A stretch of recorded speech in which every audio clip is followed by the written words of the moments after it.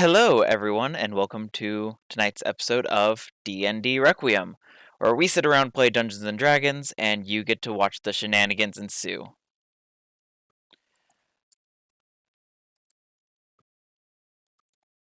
Unfortunately, tonight we will not have Hieran with us, and we will not have KC with us, and like usual, Strader will be late. Good news, on the other hand, we have an actual intro now, so we will show that to you guys, and then we'll get right into today's session.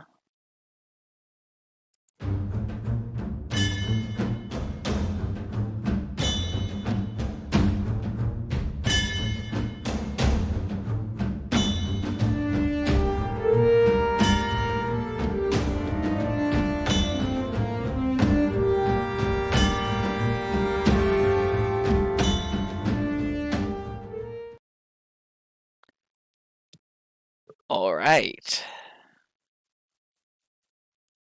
So, where we last left off,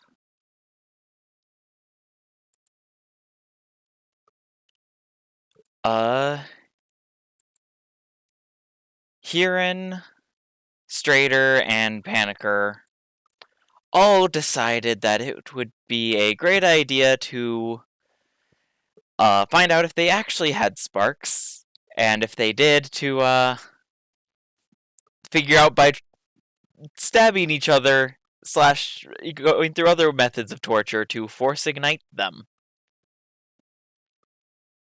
It was fun. Hieran ended up, after his was ignited, he ended up in a royal palace on the plain of Acetria, in the kingdom of Tozar, where he was placed at spear point by a room full of guards, but was eventually released by the king, understanding that he was a planeswalker and did not mean to intrude on the royal palace. He spoke with the king for a short period of time, learned a little bit more about Acetria, a plane that you guys have heard about briefly from the High Priest of Broden, Alex. He learned that their magic works differently from other planes, but unfortunately his visit was cut short when a lich thought to be long since dead began to attack the city.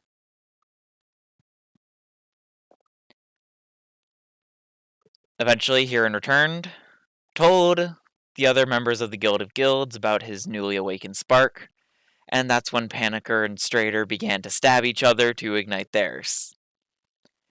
Strader ending up on the clockwork plane of Mechanis, where he Wait, did run into Bacchus. wait, who? No, sorry. I apologize. I got my information wrong there.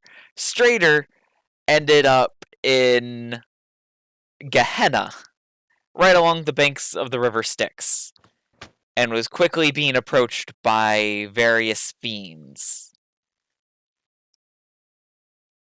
When he received the message from Hieran on how to planeswalk, he quickly got out of there, and then they proceeded to ignite Panickers, who ended up in the clockwork plane of Mechanis, where he ended up running into Bacchus and planeswalking back to meet up with his family. Hieran had also followed Panicker to Mechanis to show him how to planeswalk, but given that he was already exhausted when he got there, decided to stay in Mechanis for the night.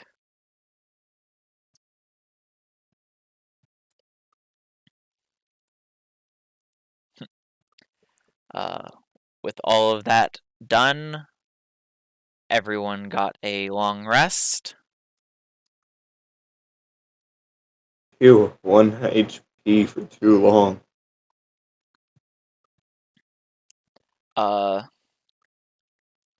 And Huron quickly, first thing in the morning, returns back to Ravnica, appearing in the lounge area of the guild hall.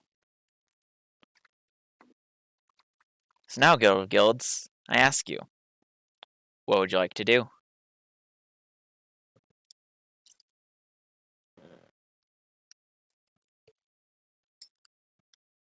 Uh, I I say my goodbyes to some people and then make my way back.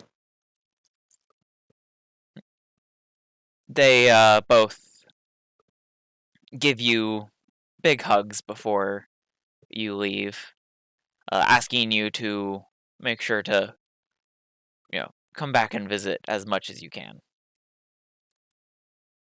I give them a nod.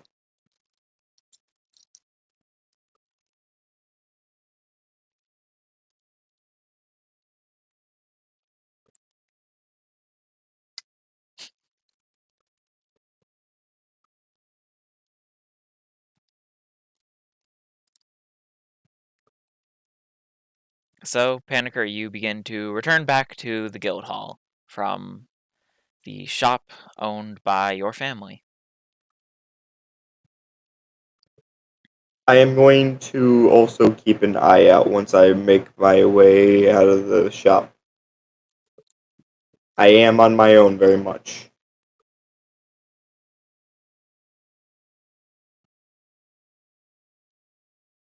All right.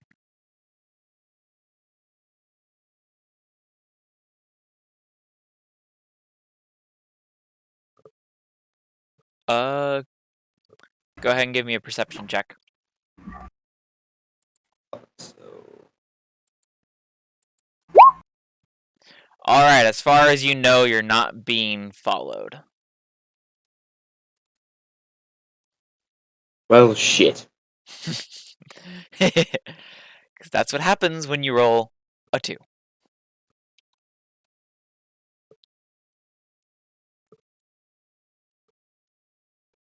That is math.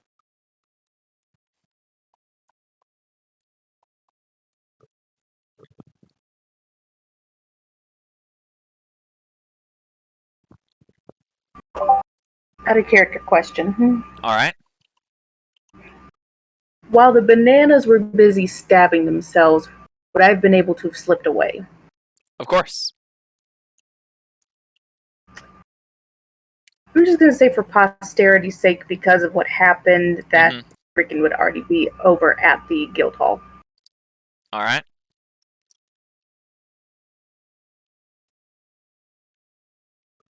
I mean, I believe everything that happened was at the guild hall because that's where Lumon was.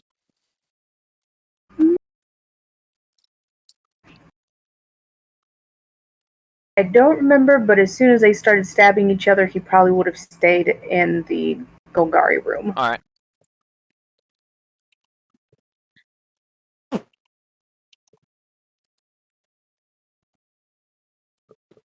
I'll take you guys back over to the guild hall map.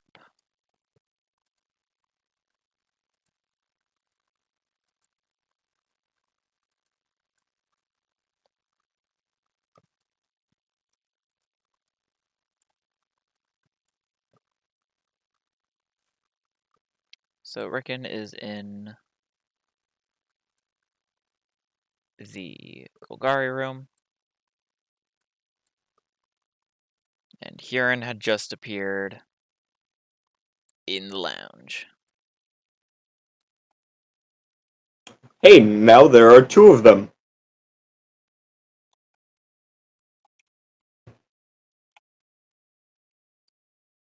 Ah, dang it. I don't know what you're talking about. Yeah, sorry, I'm confused too. I forgot that there was still a Huron token on the map when I put a new one out. So there is 2 Hurons? Oh.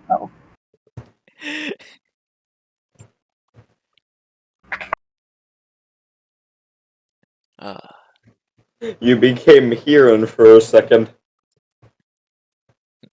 Let's be glad that there's not 2 Hurons. Although there's a Huron and there's a Naza. But they're different enough that it's not too big of an issue. Huh. And Naza keeps Huron in check from time to time.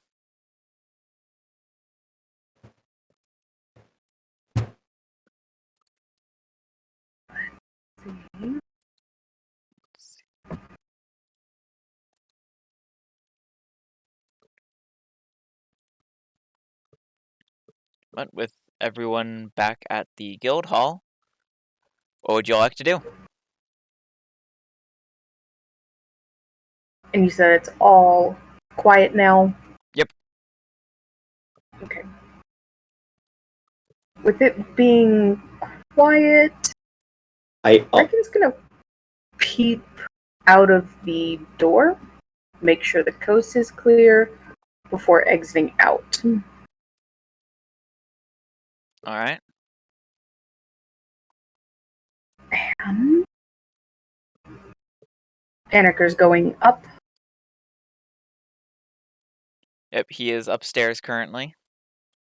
Upstairs. Okay.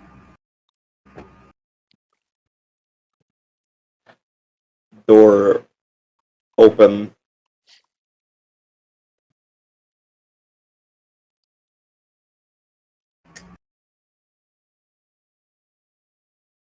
And going to spot the bird, or what he assumes is a bird, and gonna kind of flag him down. Alright, you see he just entered into the little area there where all the doors are. To the various guild rooms.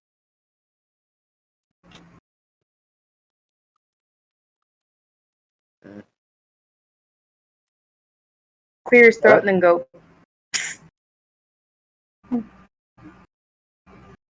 Henker looks in the direction of Rickon. He holds a hand up and holds a finger up, doing the come here real quick.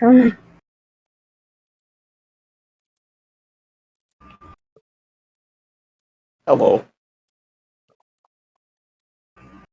He says hi, and he's actually going to do a quick look over and simply ask if he has a moment. I guess.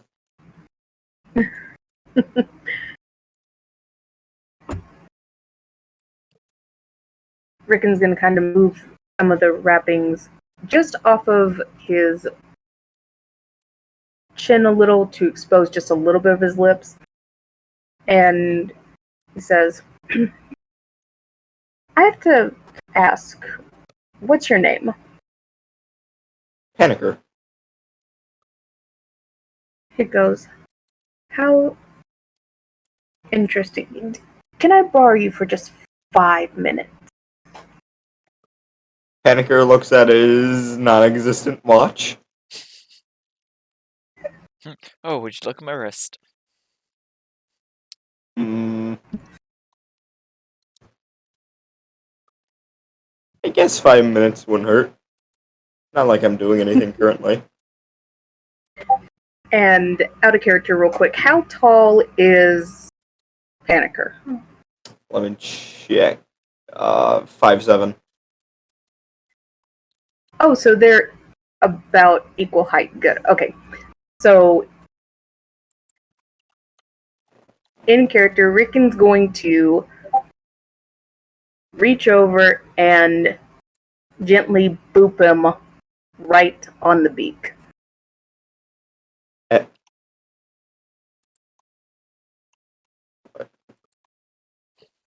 But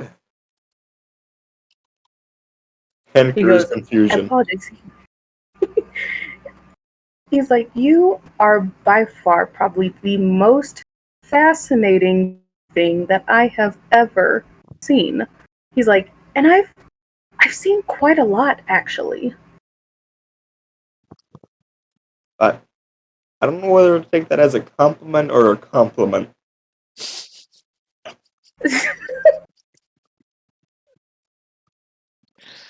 Does he say this out or in character? In character. He does have a 9 intelligence. Rickon's like, oh, it's a good compliment. He goes, I have to ask, what type of being are you? Pinnaker once again looks at his non-existent watch and realizes that it's just his wrist. I'm a bird. Rickon holds out both of his palms and he goes, may I? I guess. He gently takes his hand and starts playing with Paniker's fingers a little.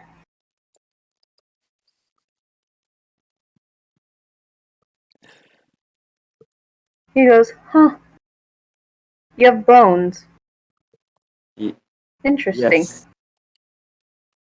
Do you have bones? He goes, I don't know, squish him, and he holds up a hand. Panicker gives a squeeze. Does Rickon have bones?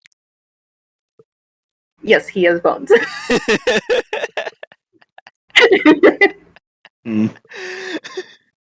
Alright, good. You're not trying to steal mine, right? He goes, I would need to steal yours. Wait, what? You see, real quick, Naza pokes her head out of the Rakdos room. I might steal your bones, though. And then goes back in. He goes, Rickon goes, we need to see if she has bones. Panicker does the super secretive fashion of putting a hand next to his mouth and whispers something to Rickon. Whisper, whisper, whisper. That is literally what he says.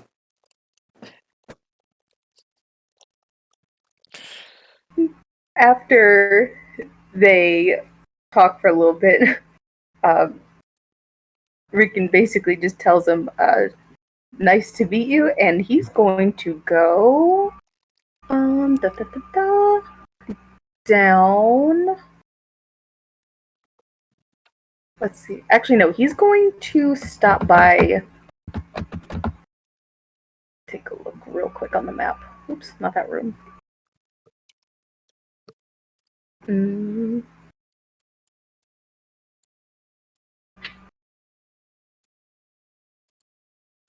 No, he will actually go down into the armory and then go down to the kitchen.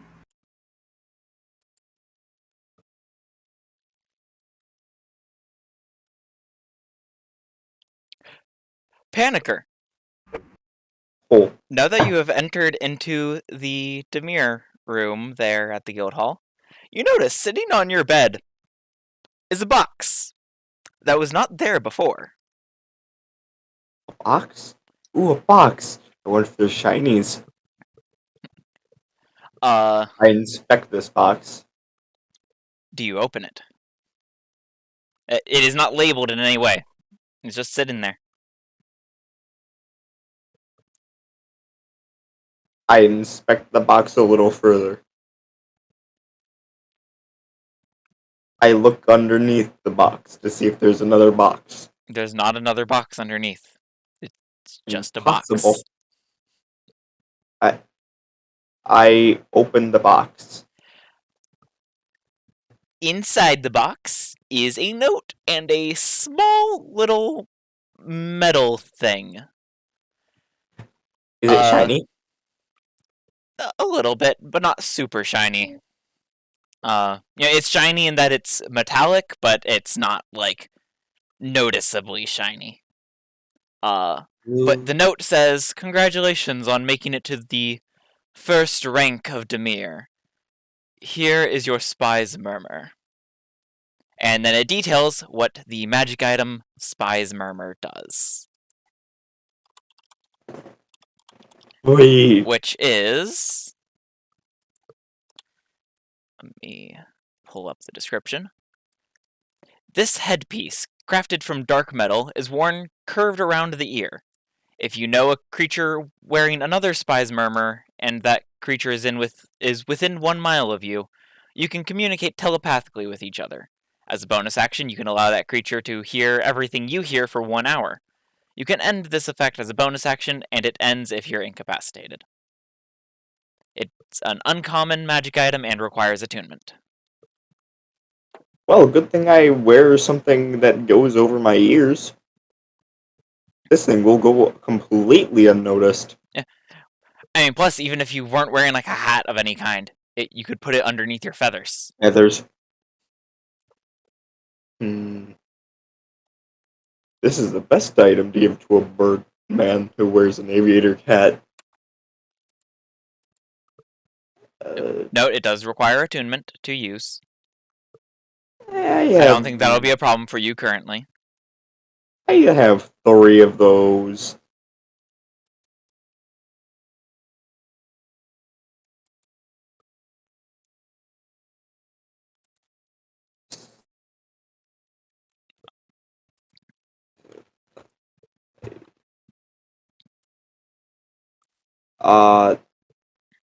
I cannot find that thing.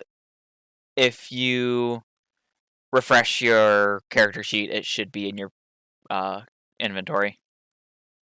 I have added it.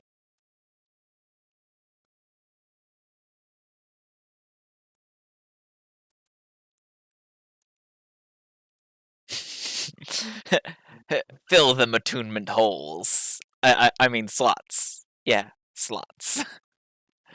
Kuda. Oh, right, I should probably put my leather armor back on. We love your commentary, Kuda. Yeah, I don't see it. I've refreshed my page twice now. It should be in your inventory in equipment. It should be just under your +1 rapier. I see arrows. Let me try refreshing again.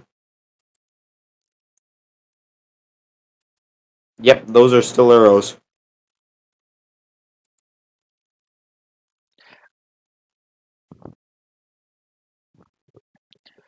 Okay, it didn't add it for some reason. Ah.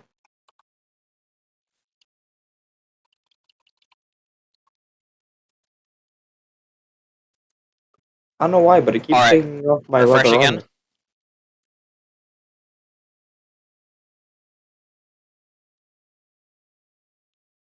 Those are still arrows. Okay, why is it taking them off after I put them on?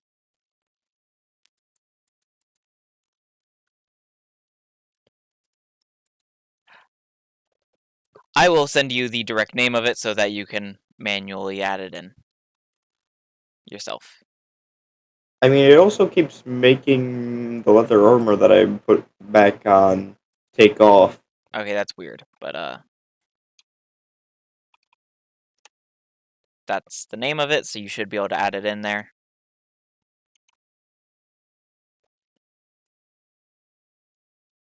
Oh, that's why I couldn't find it.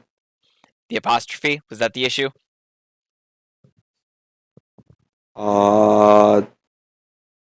Yes. Definitely the apostrophe. How were you misspelling it?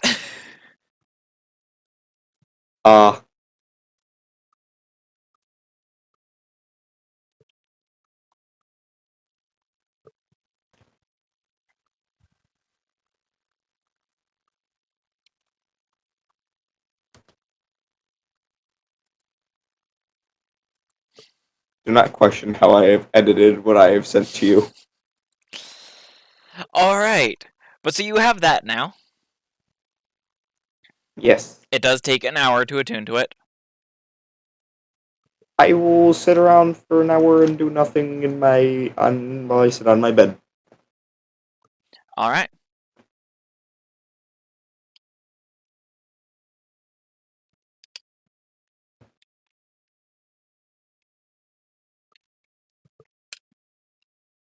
So you sit around for an hour and attune to that. Rickon, you want to do anything else while he's doing that? Or do you guys want to go do something afterwards? Right now, he's going to currently kind of mosey and explore, since there's not too many people out. All right. So I'm going to put it down here, and we're going to go to... Oh, I thought it zoomed out and then it freaked out for a moment. It's not there. Excuse me. Wow. Right now it's stuck. That's funny. Pardon me, if you can put me right meow, that would be helpful. Thank you. Yep. Um, Due to them doing shenanigans of going outside the map, I had to put on the restrict movement and actually set up walls properly. How rude. Yeah. How dare, actually. No, how dare. It's gonna slink on over to the armory and go right on inside. All right. And in the armory, what is laying around? So you can find just about any non-magical weapon. Arms. And almost any non-magical armor. There are shields, and you can find any non-heavy armor except for half plate. Let's see. Yeah. Hey Jeremy, you have something pulled up on about Rickon's token. Oh, I do. Rickon's gonna start browsing through the armory and is gonna try to find a decent shield. Is anything dusty in here? Does it look like it's been maintained? It does actually look maintained. You've also noticed, where they were stabbing each other before is clean now.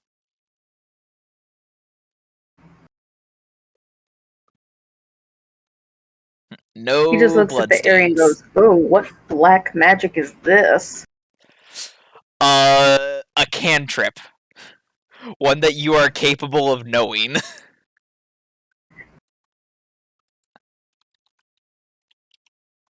He's like, "No, they should have left it. Should have left it the way it was. I mean, it gives the guild character." I think the slightly sentient building is enough character. Not enough. Oh wait, Let's see. the guild needs more character? Well, I'll give you some more character right like this. There are a few rooms that it does not clean. Like, it does not bother cleaning the, Rakdos room. Yeah. Maybe cleans it, like, every month or so. But that's about it.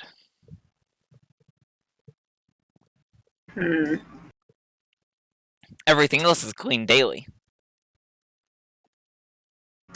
How rude. Alright, so let's see. I should, out of character, I should be able to add a shield, I believe. Yes, I believe you can use a shield. Yes, let me...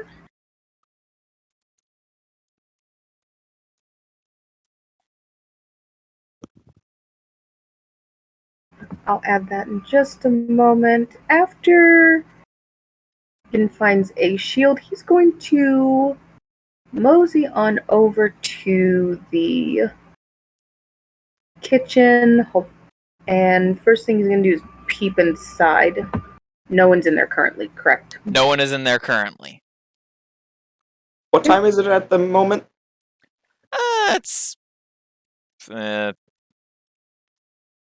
noon. Why isn't he here and making pancakes right now? In fact, Rickon, as soon as you enter the kitchen, you hear a door down the hall open, and Huron is quickly approaching. Uh-oh, Spaghetti-O. Somebody's in the kitchen. I must make pancakes. He opens a cupboard, gets out the exact ingredients needed for pancakes, and there's nothing else in the cupboard. And then he heads over to another table and starts making them.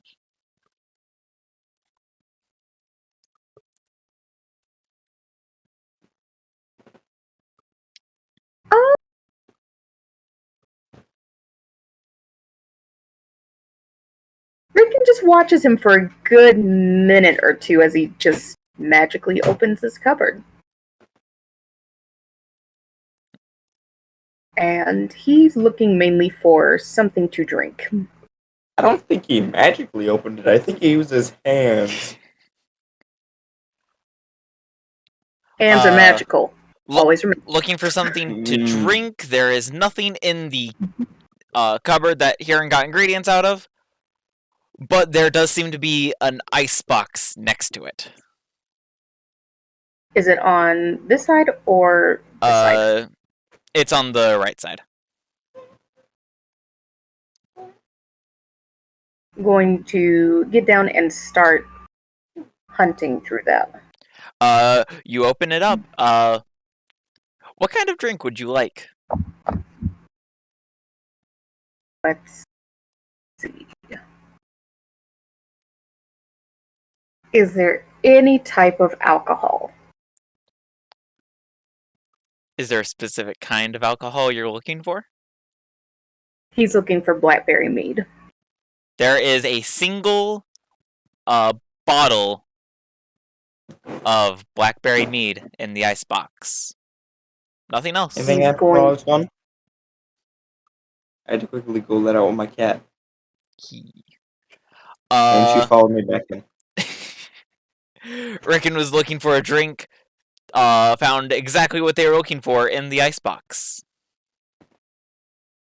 He goes, Magic box go burr.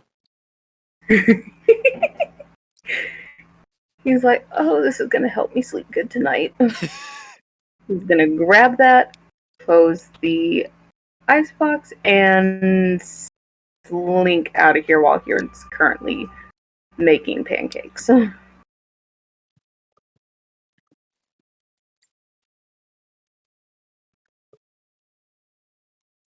All right. And actually, he's going to go to one more area in the guild hall. Going to go to the library and start browsing through the books. There is not like a dedicated library room. There's a decent library in the lounge area. That's over on? Yeah, it's up against the north wall. It's actually kind of like that north and bit of east wall. East. So all in that corner. Mm-hmm. Okay. I was gonna come up here, just start browsing to see if there's anything really on the actual guild hall itself. Looking through, there's a few interesting books. There's there's a history of Ravnica. There's a book about the ancient hero of legend, the Godslayer. But looking through, there's nothing about the guild hall.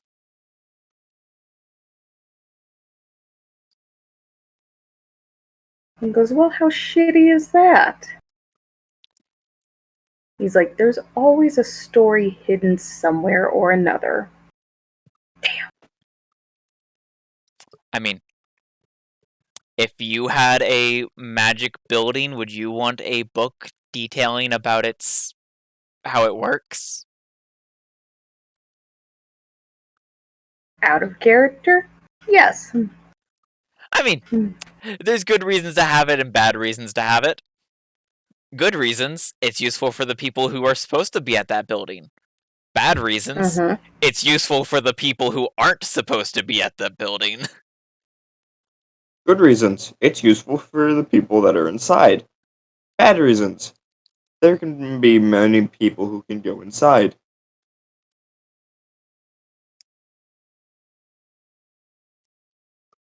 True. He is going to grab the book for the history of Ravnica and slink back out. Alright.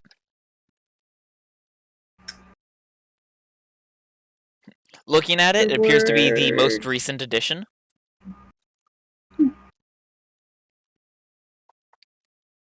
He's actually going to go back to the Golgari room. And he's actually going to read on part of the book while relaxing on the bed.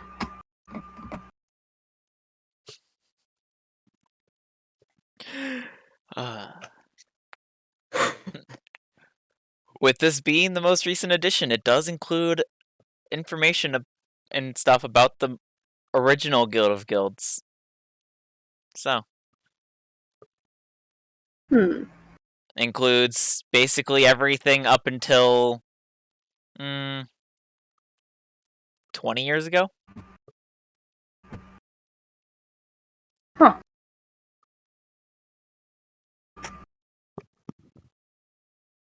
Let's see.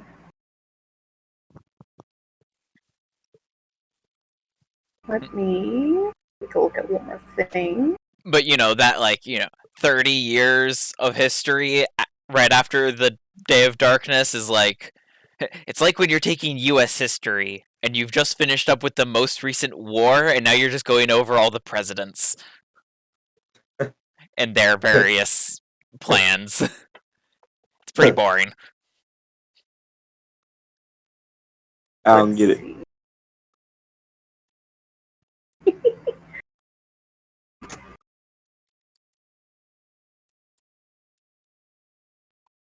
After reading, he sits there, thinks for a bit, thinks about underground, thinks about the surface, and suddenly has an epiphany saying, I actually don't know shit about the surface.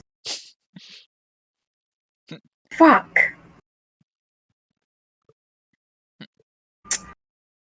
Know a bunch about the Undercity, not much about the surface. He goes, I might need to fix this. But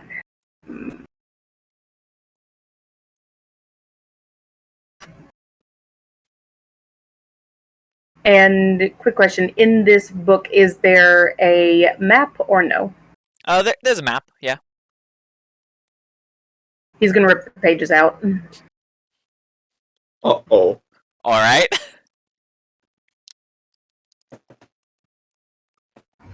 He's gonna rip those pages out. I smell book destruction. How dare you rip the pages those. out of a book while there's Demir here? There are librarians present.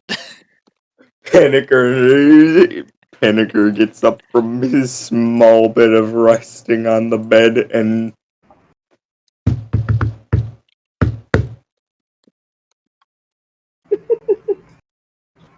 oh, sorry. I went a little too far.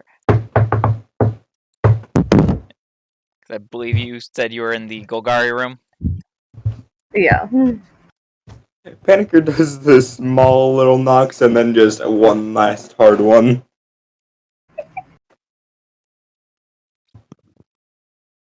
Excuse me, He opens up the door. Hi, I goes, can smell "Oh, destruction of books. He goes, okay, what else can that beak do? I can talk and eat things with it. I think it could be used as a melee weapon if I try hard enough. He goes, you are so fascinating. He goes, your companions are kind of bananas, though. I will say that. And then there's the brain damage that we have to worry about. He's like, brain damage. And then there's the brain damage we have to worry about. This continues for several hours. Eve pokes his no. head up. All three of them share a single brain cell. And then goes back to And working on stuff in her room. anyway, Panicker pulls out his crossbow. I smell destruction of books. He goes, again, the fact that you can smell that through two closed doors is amazing. He's like, I would have to take you treasure hunting sometime. Or on a hunt.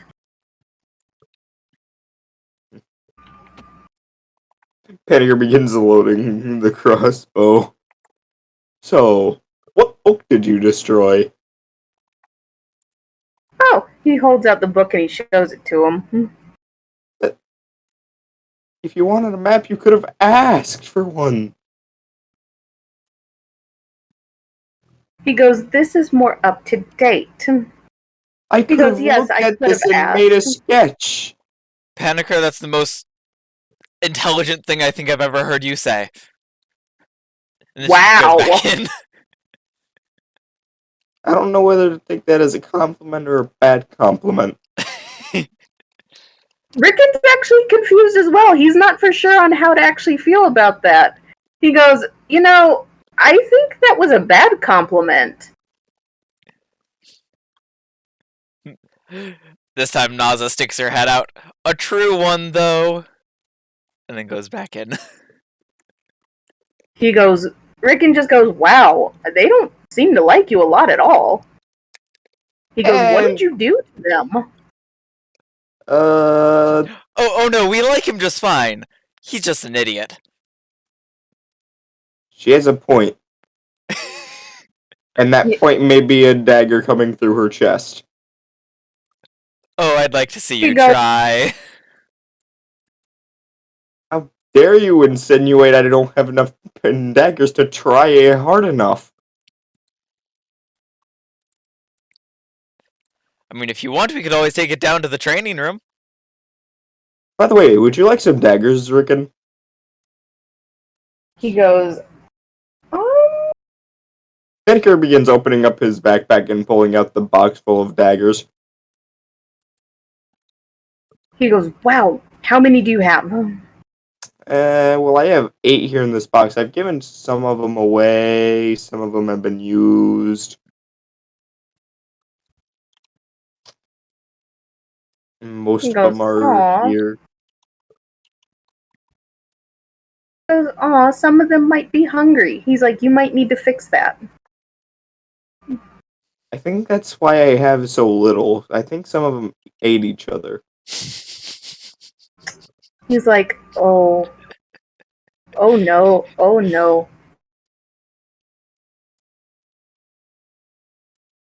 He's like, no, that's just mean. No.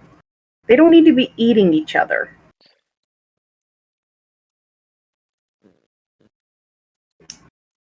Freaking goes, do you know the surface?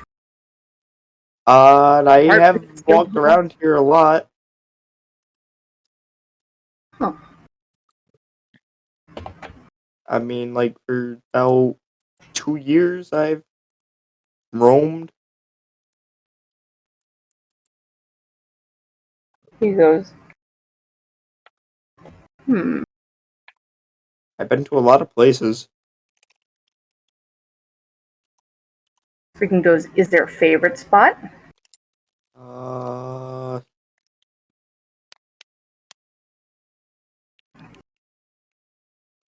Panicker quickly pulls out a piece of paper and draws a sketch of the entire 10th district precinct that I can't remember now.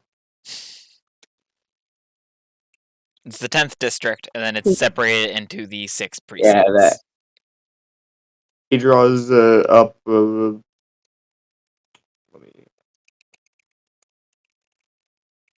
Freaking starts looking over it, and the 6th precinct, and he points to an alleyway. I usually hanged around there a lot, and then I stopped. Got kind of boring. He's like, nothing fun ever happens on the surface? I mean, this is fun up here, right here, this place. Obviously, Panicker has not been to enough Rakdos performances. Yeah. Out of character, clearly not.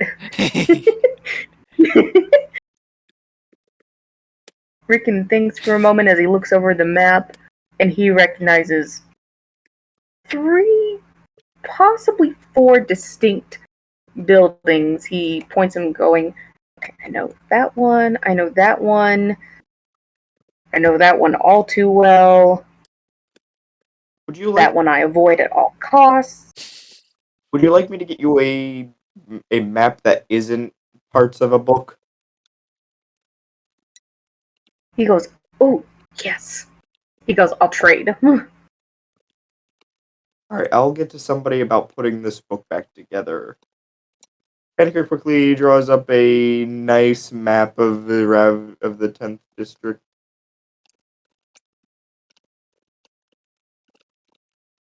Well, I'm gonna go take this book to get repaired. If they can. He went, I'm pretty sure someone should be able to fix that. He goes, sorry, I'm kind of a scavenger. I'm kind of a bird man. Panicker takes all of the dashes and, Oh yeah, if only someone in the guild knew mending. Oh wait, someone in the guild does know mending. What? Mending, the cantrip used to fix objects that you have seen Lumon use.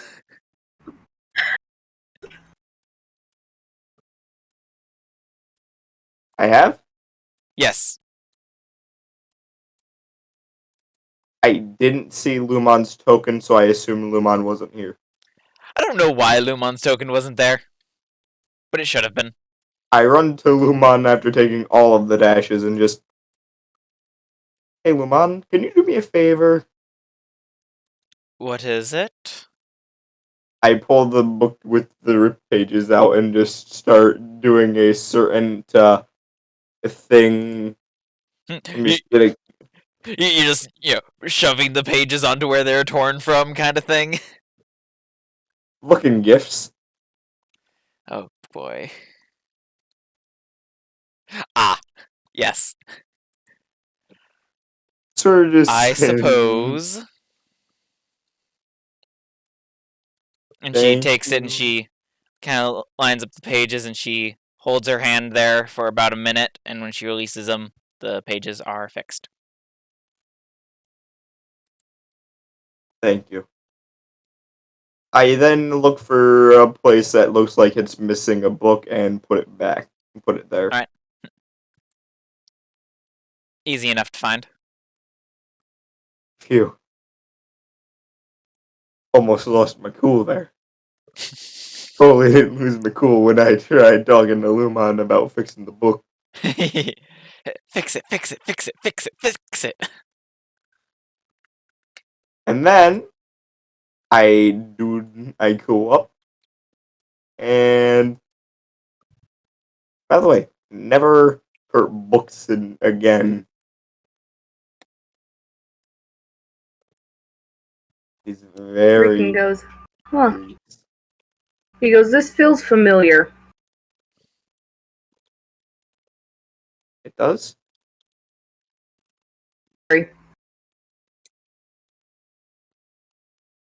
He kind of sighs and he goes, I hate them so much. Huh? Anyways. Insert Panicker being himself, aka Confusion.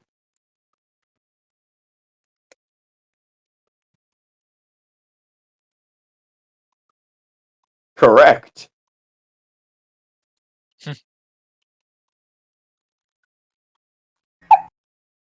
I'm sorry, I was reading the chat. Sorry. So was I, and I was reacting to it. Panicker sure do be lost as AF.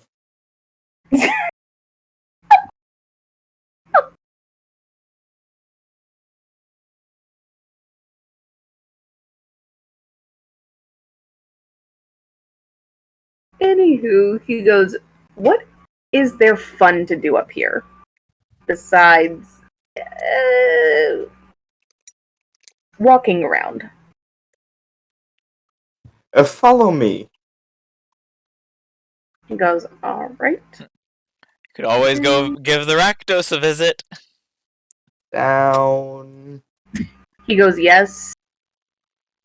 He's like, I've only been to, let's see, down probably one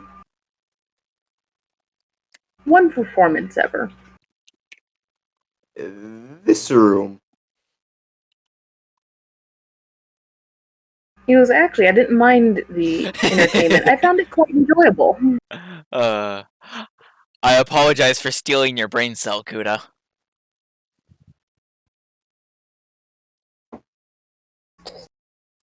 Oh my god. Okay, no. No.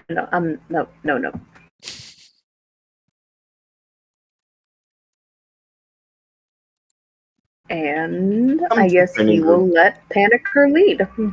And Ricken will follow.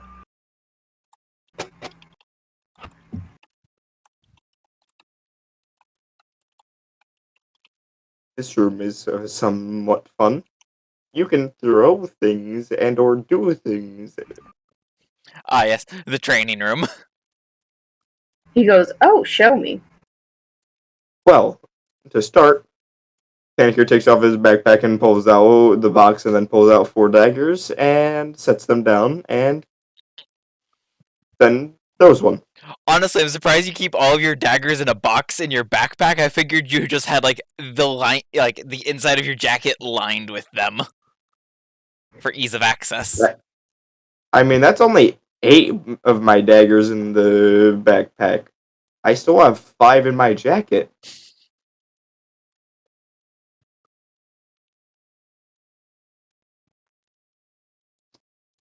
But it's very simple. You can just take a dagger and throw it at those dummies over there.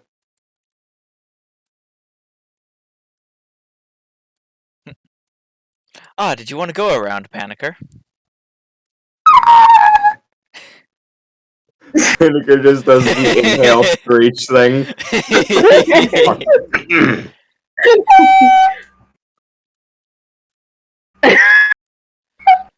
No, I was just showing Ricken to the training room. Ricken goes, oh, please, I would love to see this play out. As he moves and puts his back against a wall.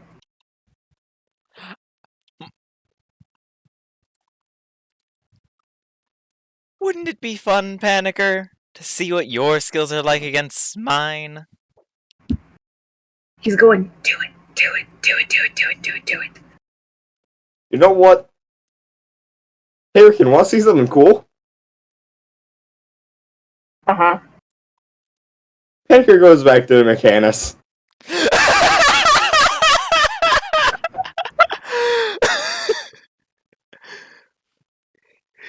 So you He see, goes, you're not exhausted yet, because it was a new day. Oh. So Rickon goes, oh my god! yep. So So I you just- see the wings into a engulf chicken! him, and he disappears. Rickon goes, he turned into a chicken! He really is full burb. Huh. Well, that's not any fun.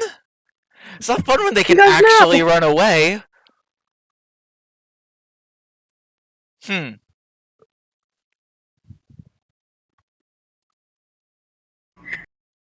He goes, aw, damn. I wanted to see who was gonna win. He goes, that's just rude. Well, we could always go around. He goes, he's gonna look, excuse me, Naza, right? Yes, Naza. Yes. He's gonna look her up and down, not in a negative way, just curiosity. Like, I've never actually been in the presence of somebody who is actually Rakdos. He's like, I apologize for staring at your outfit. No, it's fine. You see, she is elven, Shadarkai specifically. Dressed in red and black clothing. It's a little bit revealing. And she seems to have a dagger at one hip, and hanging from around her neck is a small glass vial filled with some sort of red liquid, based off of the viscosity of it, probably blood. Mm-hmm.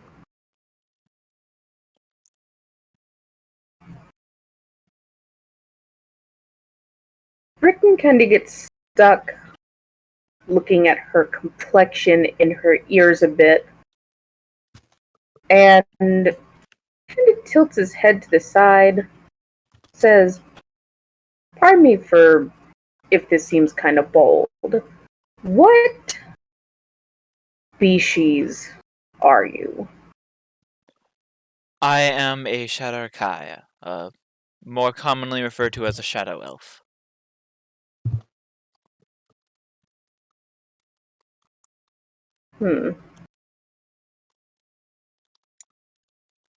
The only visible part of his eyes that you can see are just filled with absolute confusion. He goes, I have not heard of this before. We're not extremely common here in Ravnica. There are a few of us, though. Most of us do inhabit the Shadowfell, though, where we live there with our matron deity and our queen, the Raven Queen. He goes, oh, now that name I've heard before.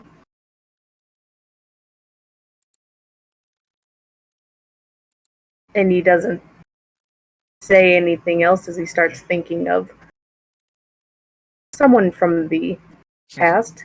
He goes, so, is there anywhere that you like to hang out specifically, Naza?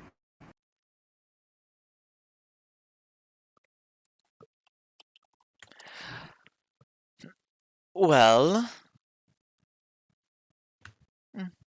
performances are always fun. We just had one recently, though, so next one won't be for a while. There is just the Rakdos nightclub that is open 24/7 because there's always a party in the Rakdos.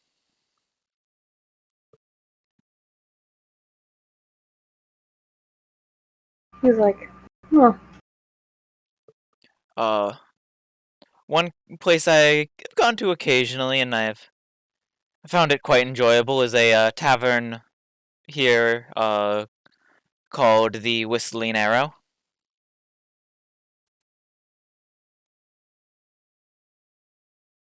He goes, "Oh, I know that place all too well." He's like, "If you want, we can go and hang out there sometime." I would love it. He goes, "I have absolutely nothing to do for the rest of the day."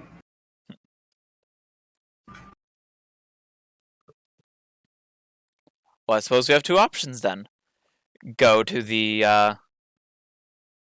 or three options, actually. Go to the Rakdos, go to the Whistling Arrow, or we can have a match. He goes, "Let's see."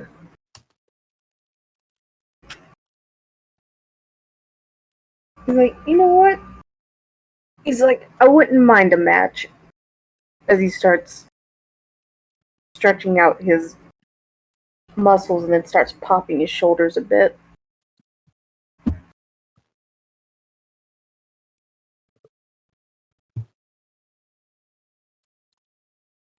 Alright.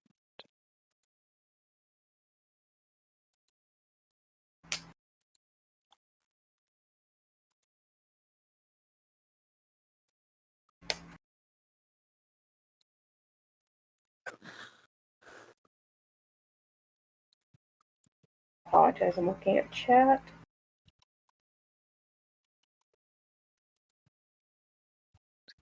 It's alright, because I was, getting your token situated on the, other map. Wait, there's a map for it now?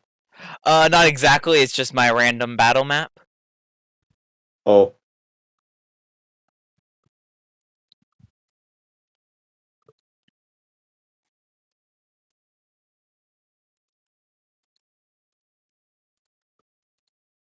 Hey, look, it's the training map.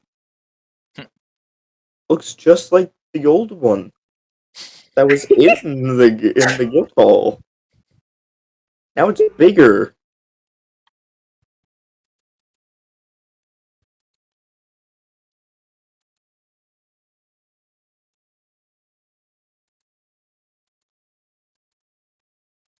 Yeah, of course it's packed with more death. Nas is here.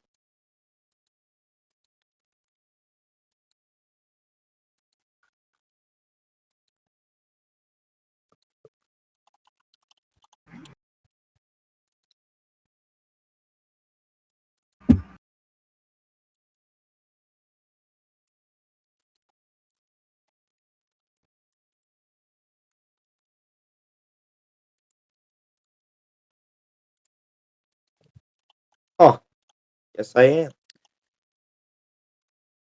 am. Give me just a moment. For this, we are going to use the, Roll20 initiative tracker, because, it's a bit easier for this.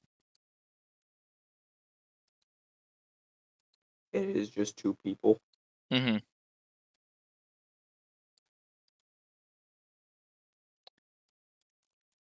That, and I can't, using the other initiative tracker, just put characters in. I have to include a monster as well. Which is why previously I had made placeholder stat blocks for some of the NPCs to include them in combat.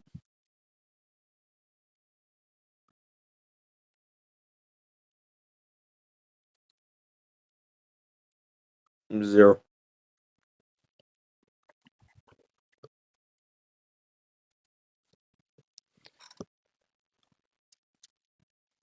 Alright, Rickon. If I could have you roll initiative. Initiative.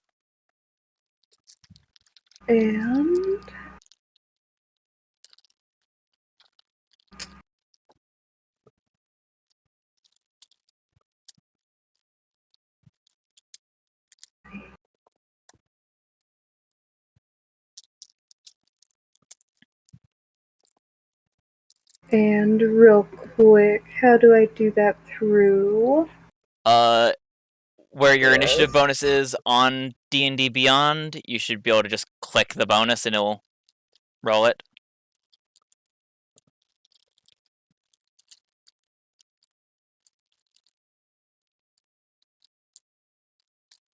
Give me just a sec.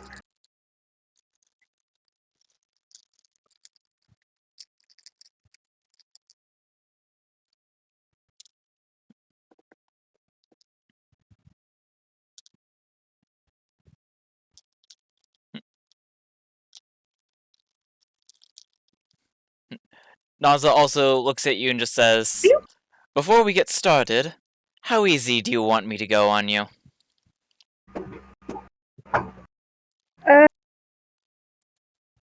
He kind of thinks for a moment.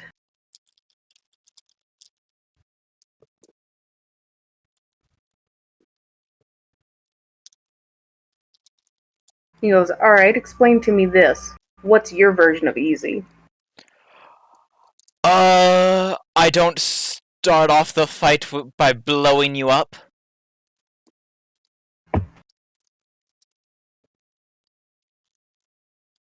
AKA, they don't open with fireball. He kind of laughs a little, not in a negative way, just goes, "Oh, that's just good old family fun playtime at my house." Oh, then I suppose you don't mind. So let me see what Naza got. Ooh. You definitely beat her on initiative. Okay. So, Rickon, you are up first. Let's see. Let me take a look at what I have.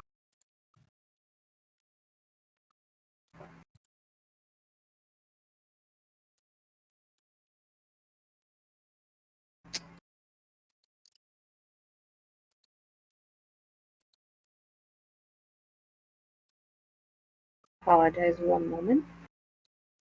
Alright. He's actually going to pull out the crossbow and going to shoot at Naza. Let me do that real quick. Alright.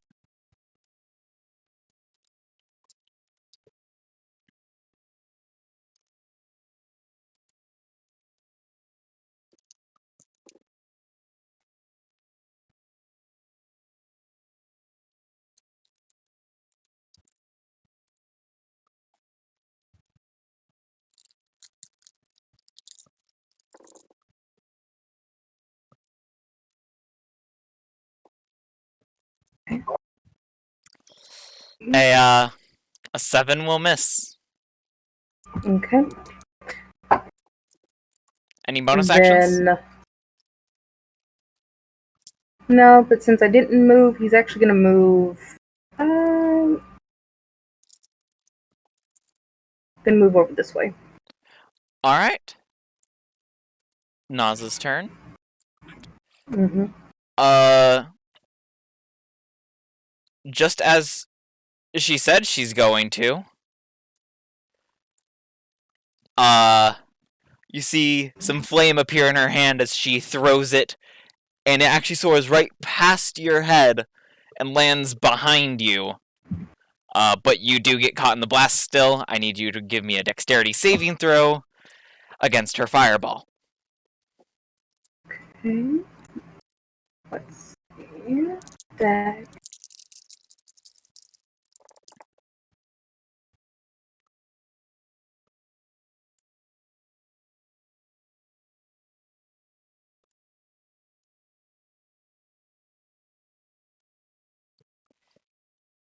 That will That fail. is an 8. Yep. Yes. Switch back. Apologize, I'm switching between two screens. And what is the damage? 31 fire damage.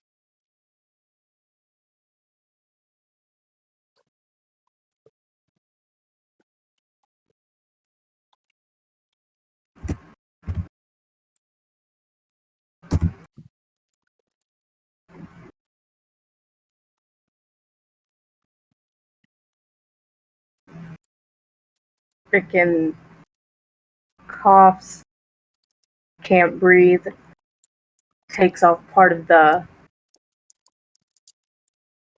bandages from around his face, and holds up his hand telling her to stop.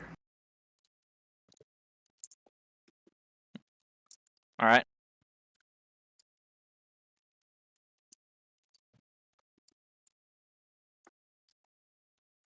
Due to the outfit and a few other things, he goes,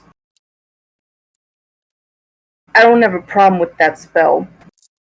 He's like, it's an incredibly, beautifully powerful spell. He's like, this kind of training I was not physically, mentally prepared for, yes, physically not. Alright.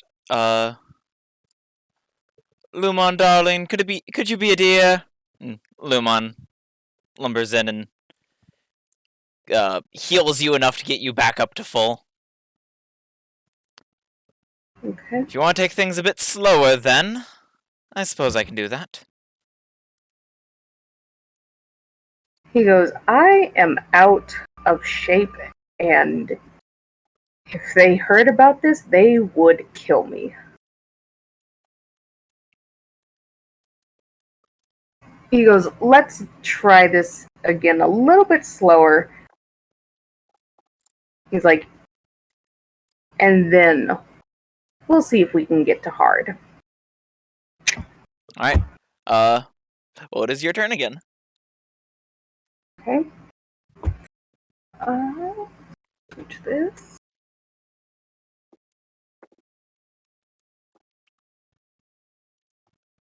Still got the crossbow. Going to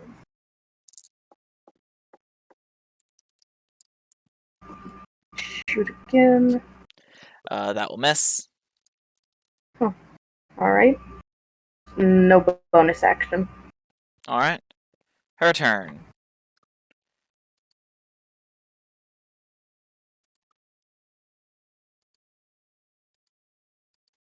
She will look at you and just, say, is that all you got, knife-eared mutt? And make a wisdom save.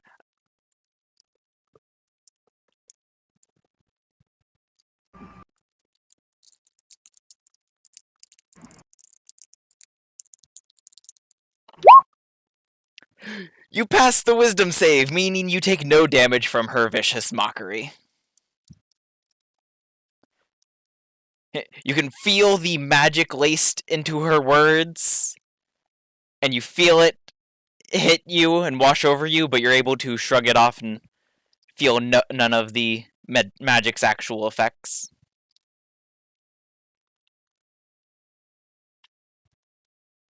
Man, Rickon was right. Mentally prepared. Yeah. Just not physically. And that takes us back to your turn, Rickon. I forgot to unmute myself on my. He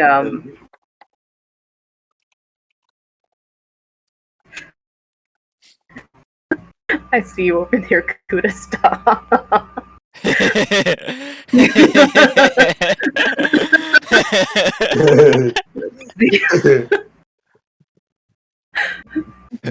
Explosion.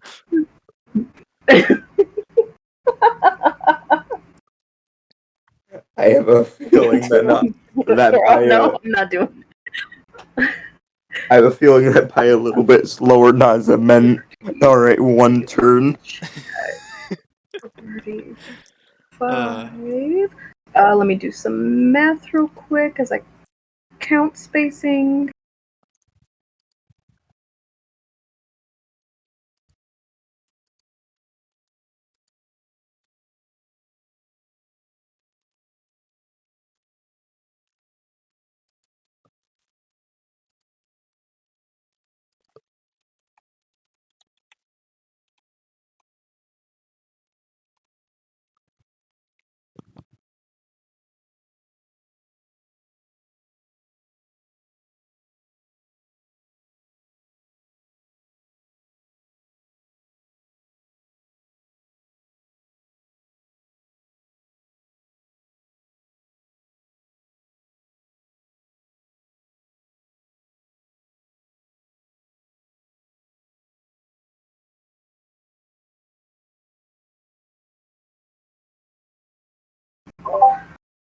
Alright, so with what she said,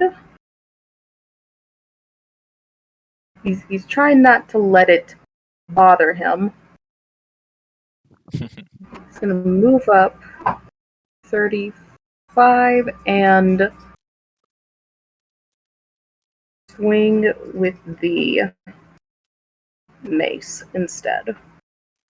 Because it's out of character. It's a free action just to drop the current weapon you have, correct? Okay. Mm-hmm. Yeah, so he would have dropped the crossbow with the bolts, and he's going to go for the mace and shield. Let me roll for that.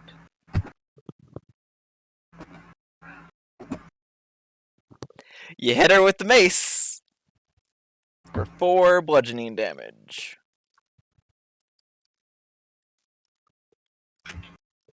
You kind of slam the mace against her.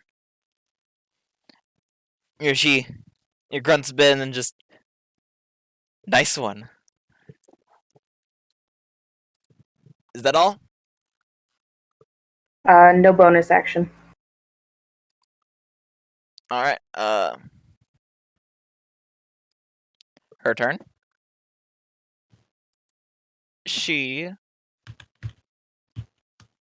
Well, you're up here with her. You see lightning start to cover her hand, and she reaches out to grab you.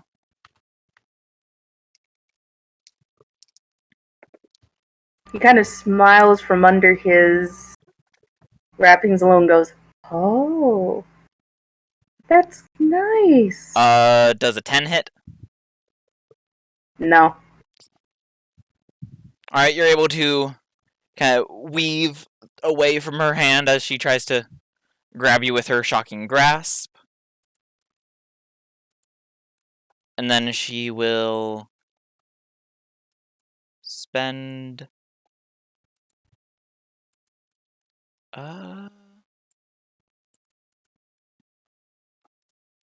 She will spend a sorcery point to quicken a spell.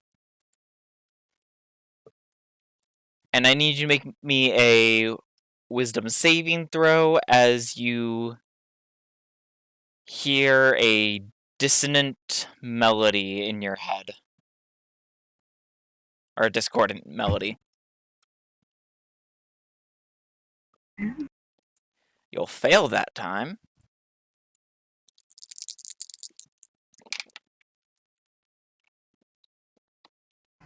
Taking 8 psychic damage. And you must use your reaction to move as far as your speed allows you to. Yeah.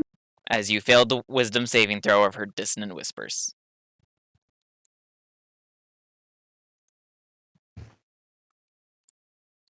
Count it correctly. I think it's right here.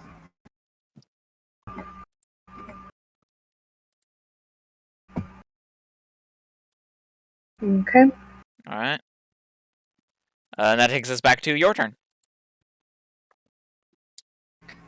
Take a look.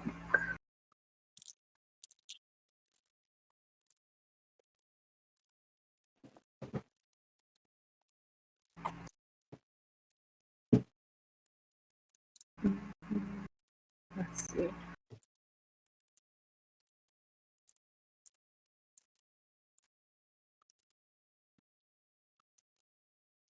No, he's going to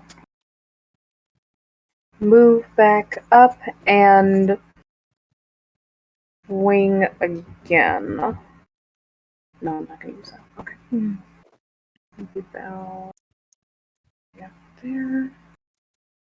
Roll real quick.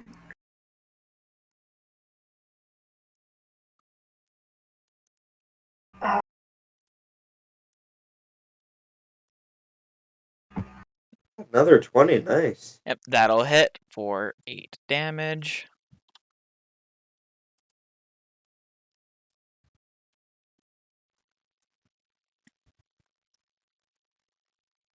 And let's see. Yeah, no. Nope, gonna hold off. No bonus action. All right.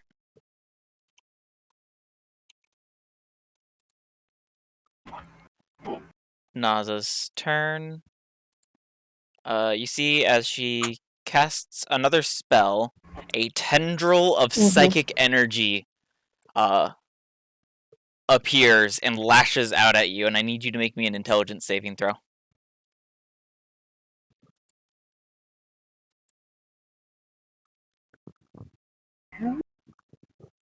That will fail.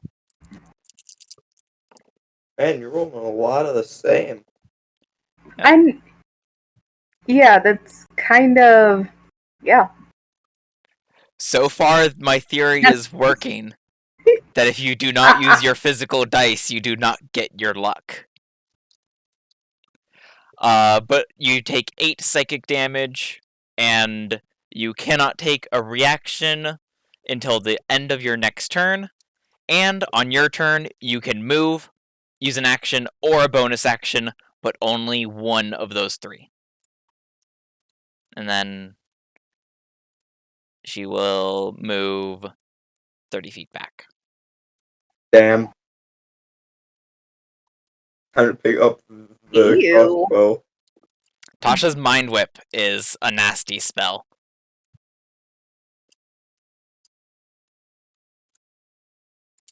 He's gonna, like, not say it out loud, just kind of, logging that away for later. Ugh. Let's see. Look.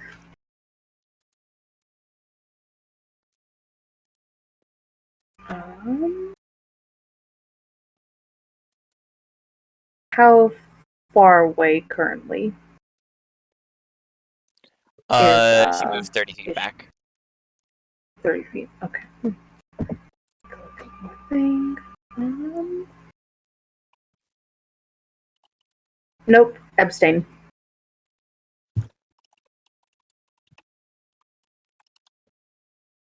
Not doing anything? Yeah, abstain.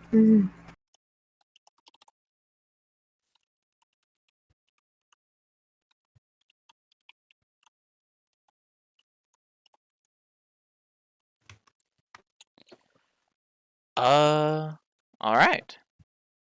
So Naza's turn. Yeah.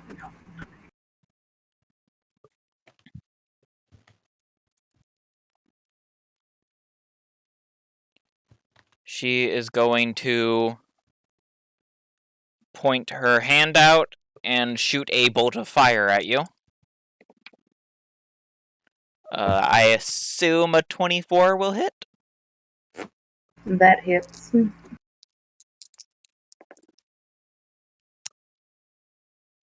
For max damage of 20 fire damage.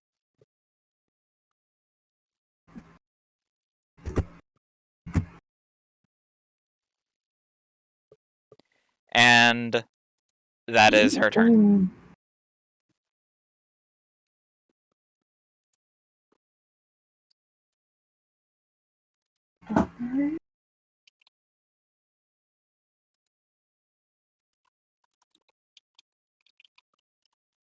Rickon kind of coughs and says, "You're really good." He's like, maybe I should have taken up that offer a long time ago and actually gone to the Rakdos. I've had lots of practice. I'm at least 200 years old at this point. He goes, oh, that explains a lot. He, gonna hold out his hand and going to cast a spell. Alright. She does not have counterspell, so. Okay.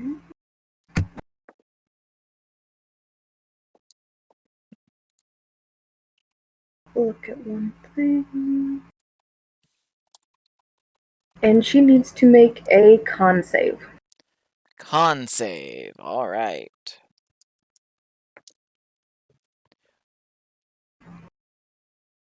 will a 23 pass? That will pass.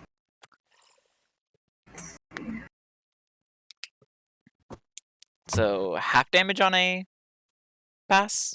Yep. Mm-hmm. Half. So 7 poison.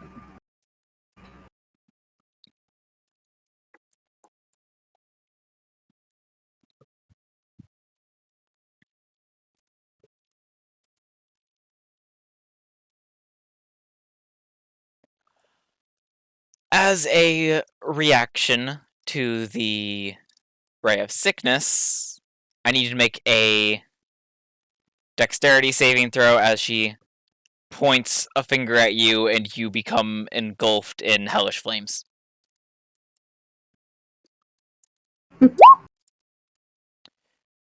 You'll fail, and you will go down because minimum on a fail would down you.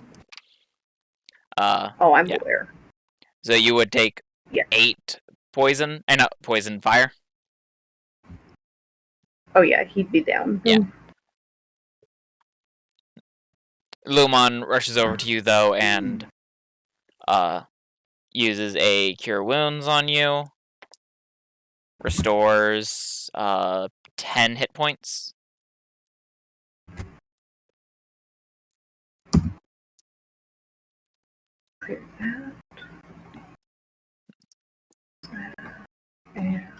Okay. Naza walks over and kind of holds out a hand to help you up. He takes it, get up, doesn't bother dusting himself off or anything. Your mental skills are quite excellent. Your physical skills could use a bit of work. He went, unfortunately, that's why I'm here. He's like, but training with you? He's like, is definitely an improvement from my normal training, so he's like, I hope we can continue this. I'd be glad to. You might also want to try practicing with some of the other members of the guild. I heard Eve can be real fun sometimes. He starts thinking, starts counting in his head. She's our Which one? Is It League representative. I guess the only time you've really Oh. seen her is her popping her head out from upstairs earlier. She's been working on something for Strader in her room for a while. Jeremy, look at chat. Oh no. Everyone run, Hiran is approaching. But the question is he rapidly approaching you? He will have time to approach because I figured now would be as good a time as any to take our break. Whoop. So we will be back in approximately 15 minutes. I can make no promises that will be the actual time, as it rarely is.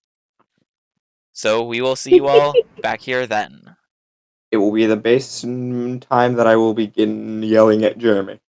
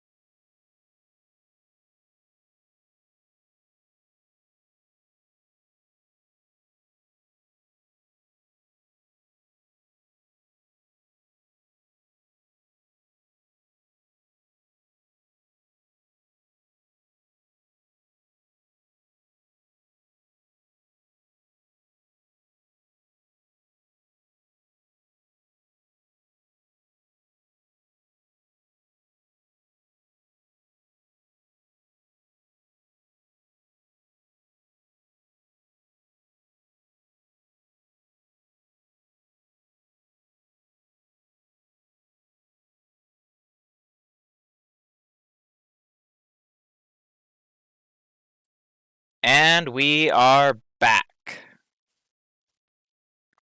Maybe. So, hope you all enjoyed your break. So, let's see. Rickon just got beat by, Naza in a sparring match.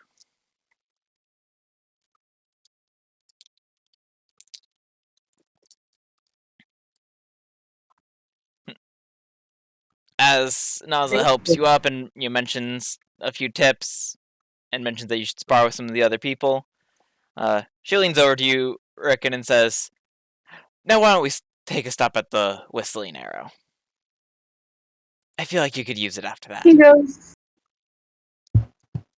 that sounds like a good idea. He goes, give me just a moment. He's going to go back to his room, change clothes real quick, look over his outfit, make sure it's not completely torn or burned to fuck and back.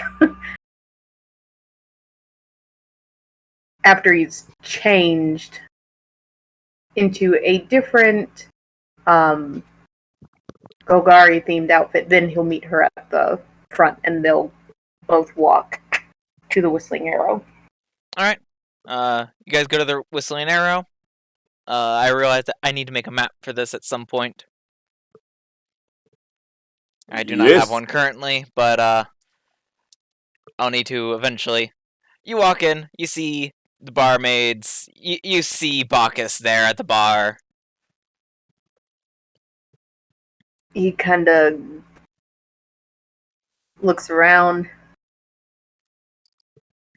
and then makes sure that they're kind of alone. He just says to her, whatever happens here tonight, please don't, share amongst the guild. Don't worry about the Birdman sitting in the corner of the bar. Yes, you do see Panicker in the corner of the bar. He's doing that little thing where he puts his hand just on the side of his face and just, I don't know these people. Naza just walks up to you and puts her arm around you. Also, ignore the elf who's at the bar.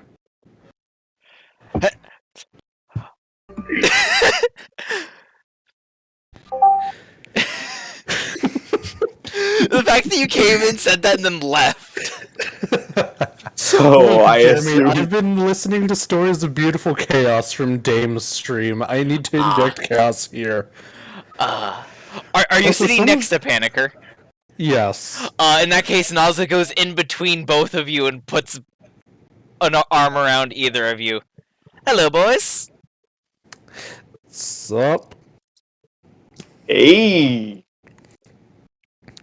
Meanwhile, I'm just like talking to Panicker. You really planeswalked in order to avoid fighting. I mean, I don't want to fight her. She's scary. Bacchus just looks over at Naza. Understandable. Have a good day. Hell, Hirin gives an understanding nod.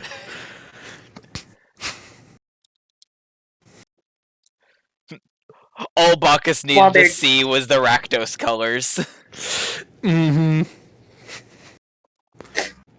While Naza's dealing with those two, Rickon's gonna slink over to a different part of the bar and he'll go, Hannah! One of the barmaids comes over. Yes. He goes, is there any way that I can get... Oh my goodness. Out of character. What was it called again? The, Oh gosh. I forgot the name. thing TM. Oh my god, I just... Wait, which one?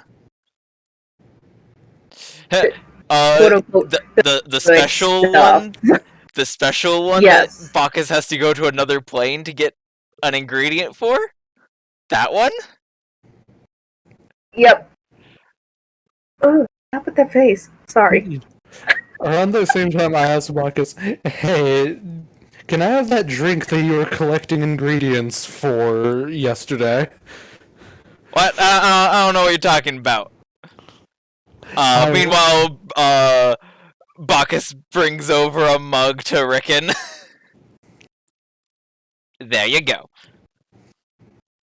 On the house. He goes, "Do I owe you anything?" He went, Nah. "Ah."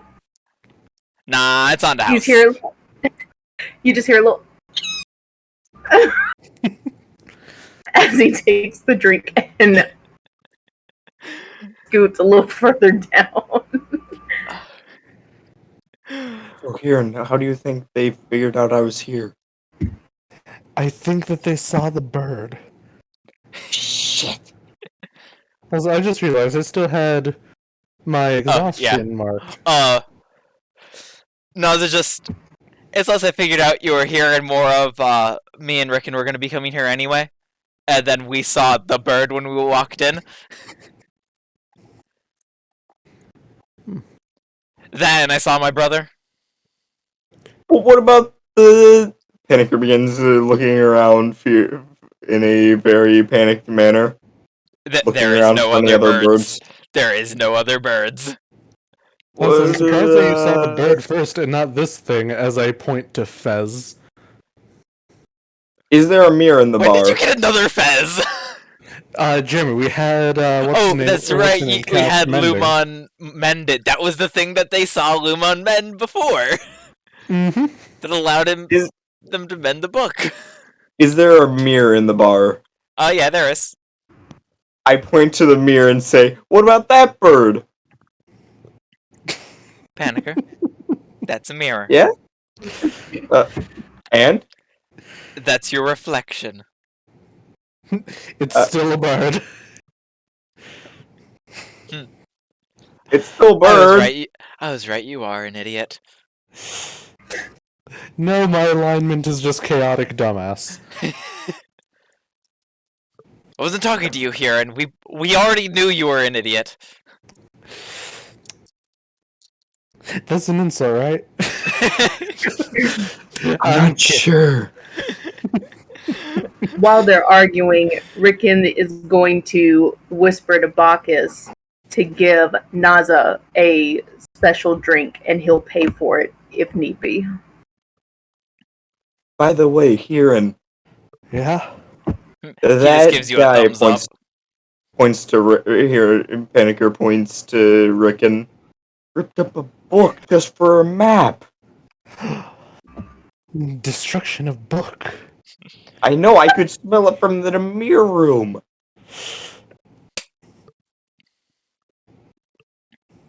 Furious scribbling in notebook. Oh, hey, Panicker. You suddenly remember that when you noticed the box on your bed as well, there was also a similar box on Huron's bunk. I forgot to ask if there was one on Huron's bunk. You remember now, like, looking back, wait, there was another one on Huron's bunk. Oh well. Hey, Huron, there's a thing on your bed. Say no more. I walk all the way back to the Guild Hall. I grab the thing. Alright, as you're leaving, Bacchus, moves over to where you guys are, and gives Naza a mug of something.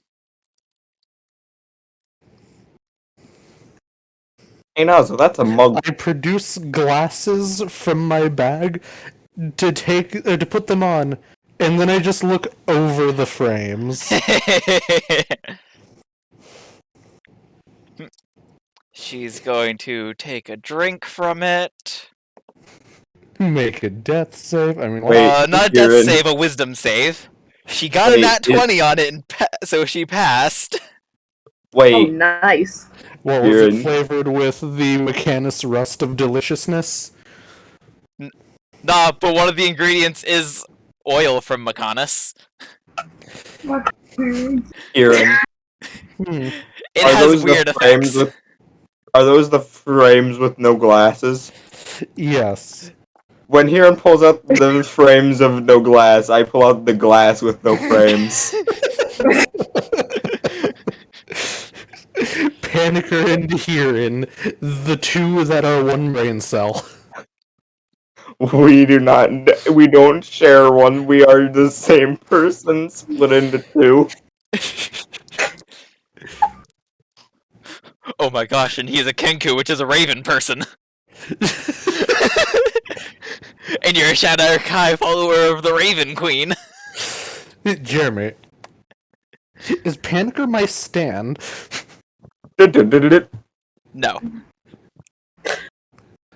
Well, you can think that, but I can flow here all day.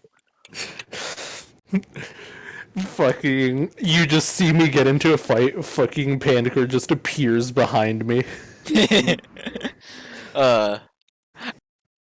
Wouldn't it be better the other way around, though, because you can teleport? Nah, he's my stand, I just summon him behind me. Also, I love just Icy but ravens are smart. Panicker is the exception, apparently. Rickon, if you do take any, if you do drink from that drink at all, I am gonna need a wisdom saving throw.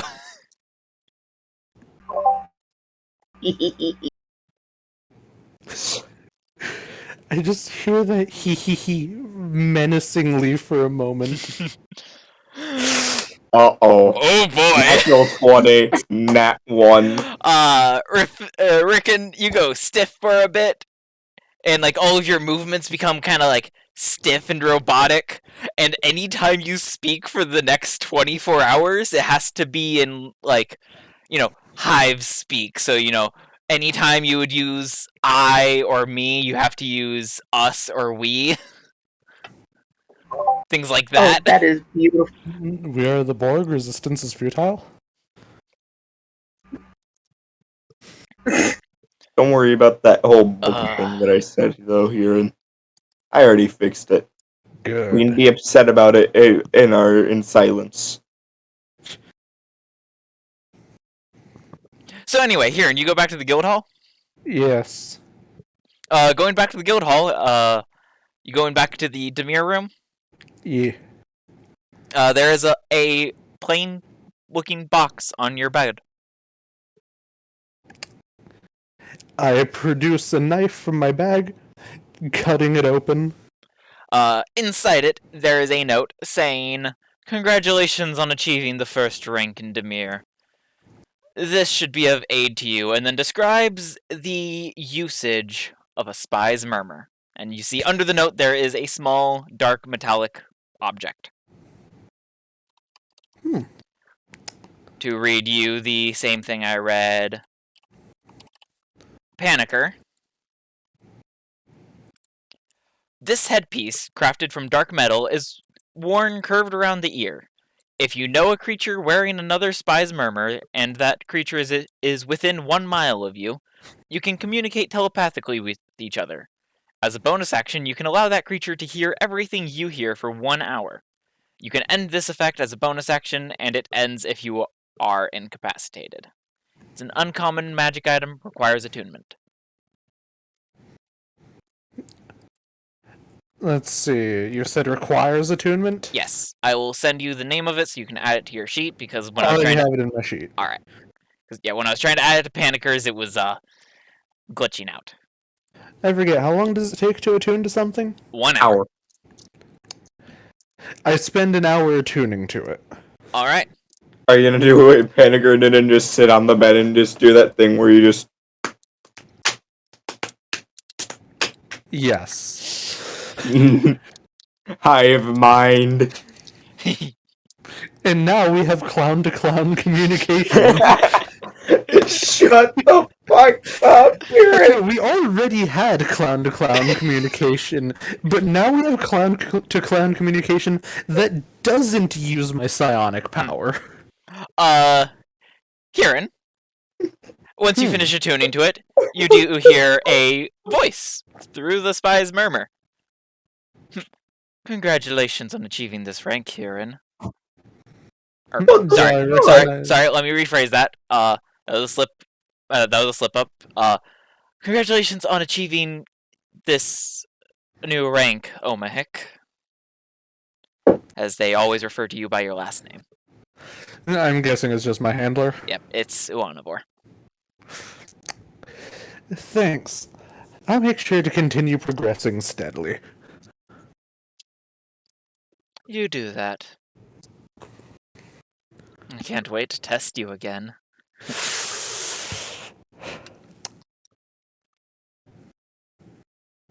Scared hearing noises. Vinegar smells special treatment. Panicker, shortly after you hear a voice that isn't familiar, but it has a familiar accent. I sense it. I sense the powers of my handler. Well, Panicker. God. Congratulations on achieving this rank. Thank you.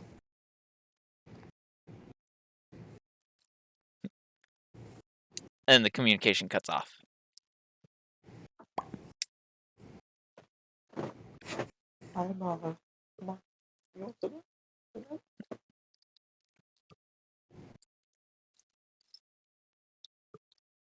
Also, it's like, with the 1 hour, it's probably like 3 or 4 in the afternoon. Well, you see, I'm going to do something that perfectly fits my character. Pancakes? I'm going to make pancakes. Knew it. I even had you making pancakes earlier. Wait, so how did I not find the box earlier?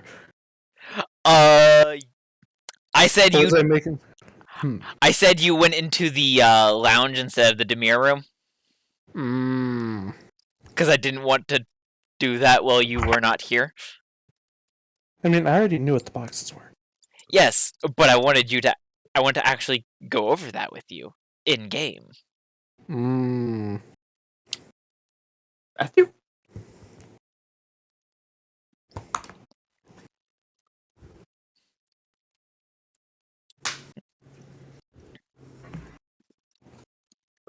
So yeah, it's about 3 or 4 in the afternoon.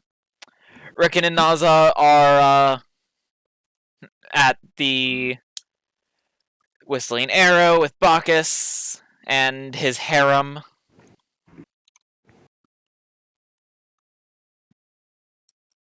Who did you say that was there? Rickon and Naza. Am I not there anymore? Did you not go with Huron? No. Nope. Oh, okay. Then you are still there, Panicker. I go and I button. You button. Tell me, Jeremy, do you know what I'm going to do before I even say it? Message straighter. Correct. Just a continuous full minute of Just remember, you can just at will now into Panicker. As long as he's within a mile of you. That's a bad idea for Huron to do. And Panicker can do the same thing to you. Panic will not use the powers of using this new thing. What is he? Crazy? New? Yeah, we do this to Kevin. We don't do this to each other. That is not a form of clown to clown communication.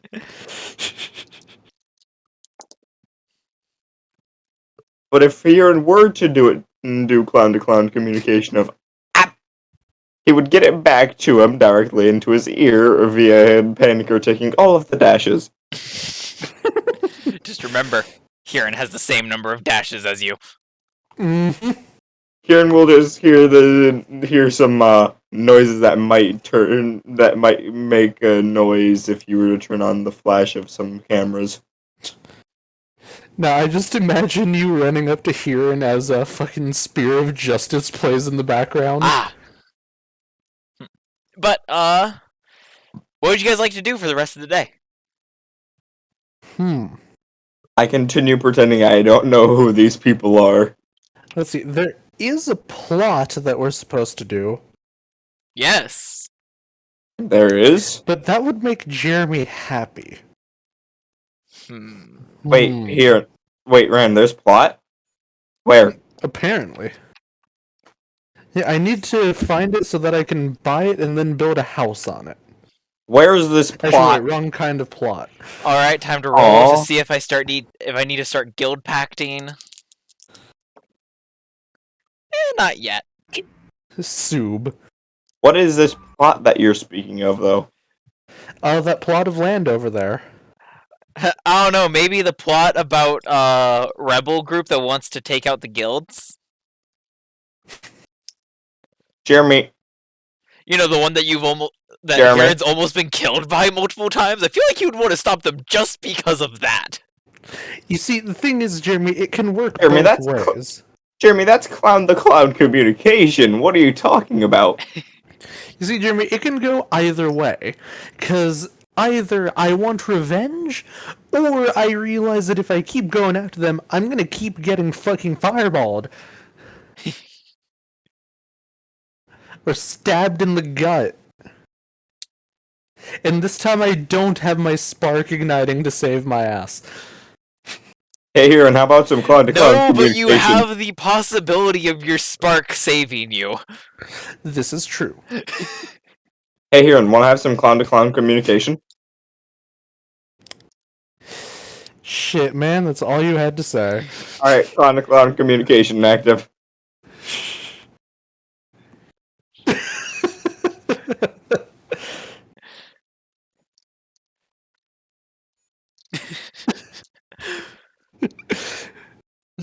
What are these, dagger rolls for? They're Clown-to-clown communication.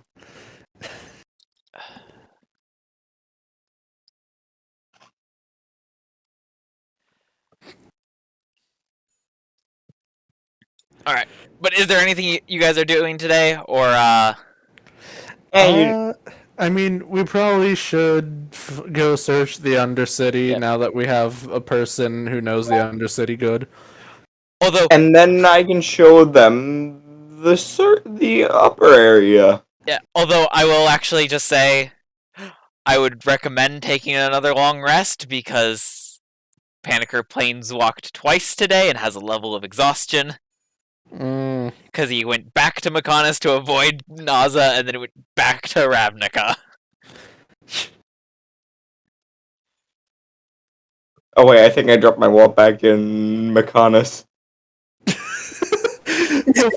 I just looked in chat and I just see a reply to my thing about just, you failed the alcohol save, your spark ignites. Wait, and Panicker, I just see, why did you go to level 2?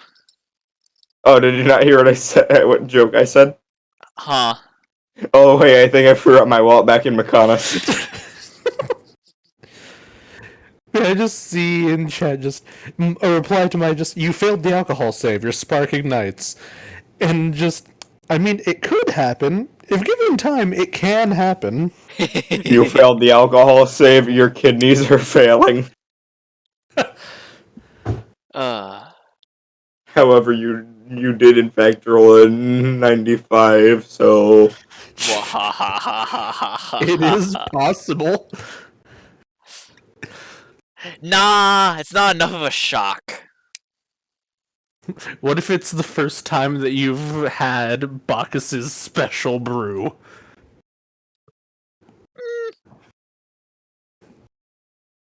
You pet a cat, it's very adorable. You failed the cuteness save.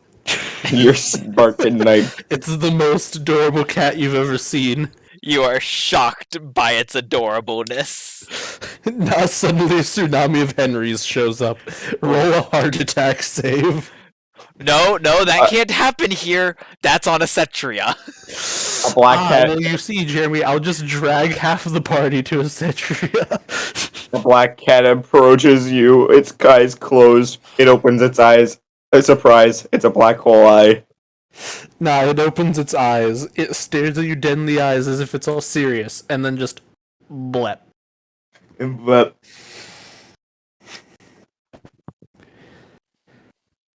We need to find the cat plane. Jeremy, you now need to make a homebrew cat plane. Catlantis.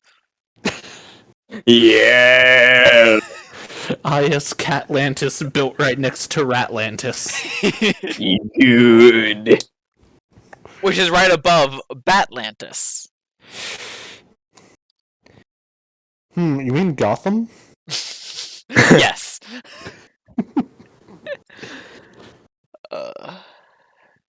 Man, imagine being focused on the plot.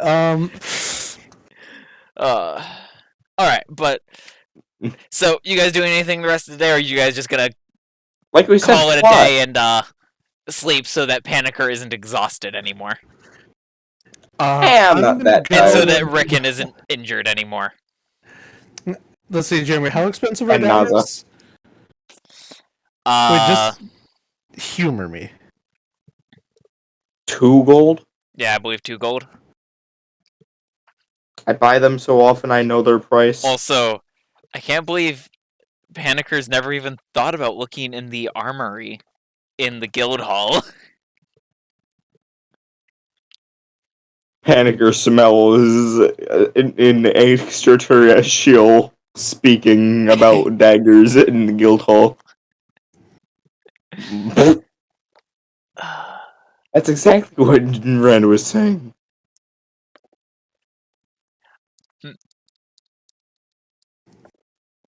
There are only 3 daggers in the armory currently. You tricked me. Hey, there's still daggers there that you didn't have before. Fair point, I steal them. It's not really stealing when they're just available for you to take. Silence! Like, they're just anyone from the guild who needs them can use them. Well, Jeremy, I go look at need it. DMs. Oh no. By the way, are there any other weaponry shops around here that isn't the one that I've sold out of daggers? Jeremy? Why do I have 3 spies, Murmur? Dang it, it suddenly added the other 2! Remove. Yeah, remove 2 of those. Come. Boop. But, I would like to go find more weaponry shops. Oh gosh. Man, Jeremy, you see what I said, right? Yes, I do.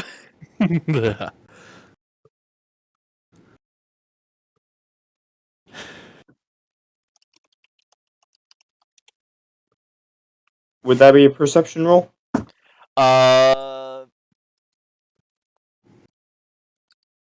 In perception or persuasion, your choice. Let me see. So it's whether you are asking people around for one or looking for one. Will that 16 do it? Yeah, you're able to find another one. I enter. My brain cell senses are tingling. Is there a picture of me saying, "Do not sell this man daggers"? Yes, there is. Is it specifically of the hat? It is with the hat, yes. Is there somebody who can see me enter the moment I enter? Yes. Is it the shopkeep? Yes. I look at the picture. I look at the shopkeep. Back to the picture. The shopkeep. The picture is gone.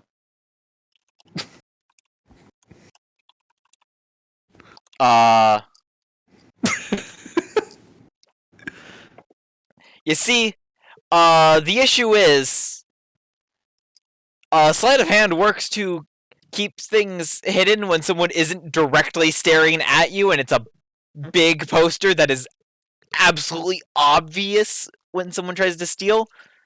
it doesn't work. He tells you, "Hey, hands off that! And if you're here to buy daggers, I'm not selling you any." I give him the look. Trademark.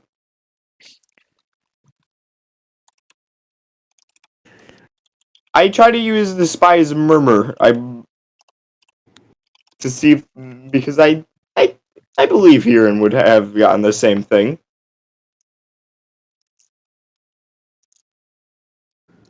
Well, I mean, he didn't. Didn't you guys use it to communicate with each other already?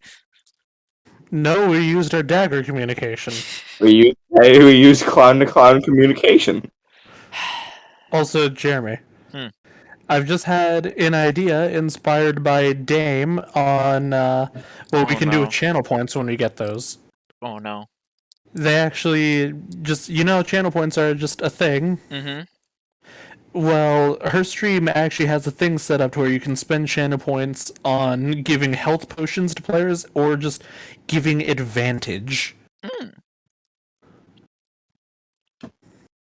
I look at the daggers that There's also, of course, hydrate or dihydrate. Mm-hmm.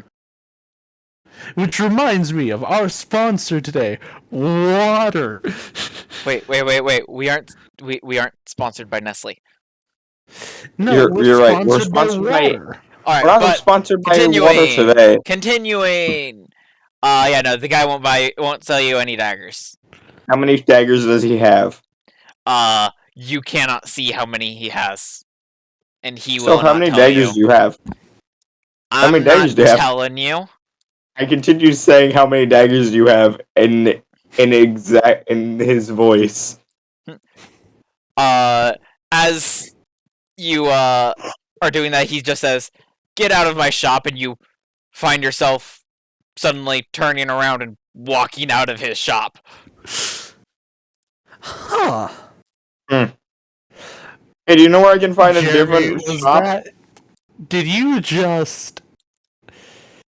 Is that what I think it was, Jeremy?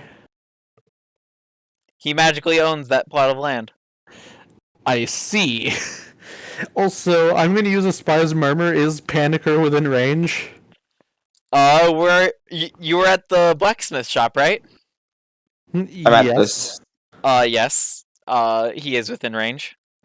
Hey, Panicker, where you at? I'm at a blacksmith shop. Oh, getting more daggers? Well, I'm trying to, but this guy has a poster that says, "Don't sell this guy daggers." As you're looking around, you see a couple other shops that could be blacksmith shops, and they all have that poster. Hey, Panicker, where specifically are you? Insert mental map made out of stick figures. Cool. I go over to where Panicker... You cannot send images over the spy's murmur. It's specifically words. It says you can speak. Shame. Well, you see, I went down Weston Avenue, and then I went upstate, and then I went downstate, and then I went downward state. Ah, I see. I go to where he is. You're able to find him pretty easily. Walked. Alright, now I tell you to, now I tell Panicker to just, shoo out of sight. I walk into the shop. Greetings, sir. How many daggers do you have? I have 3 in stock currently. I'll buy 2. Alright. That'll be 4 gold. Here you go. Thank you, and he hands you 2 daggers.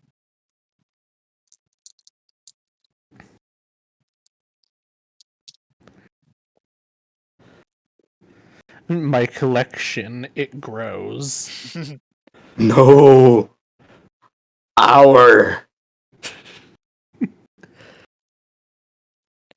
We didn't even drink the special booze, and we failed.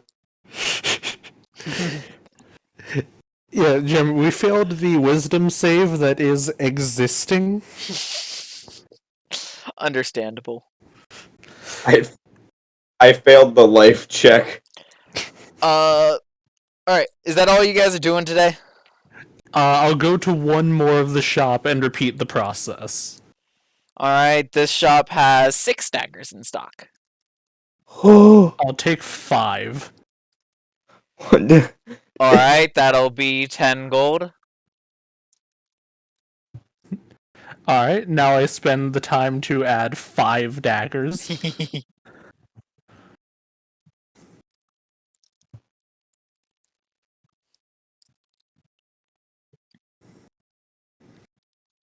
Alright, it's getting a bit later into the evening now.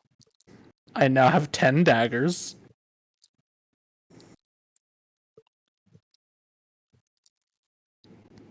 I'm going to attempt to find a blacksmith shop that does not have one of these posters.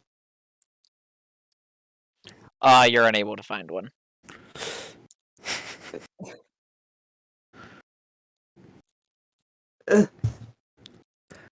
Here, I grab You're able to Panicker find one. It's the blacksmith shop you always go to.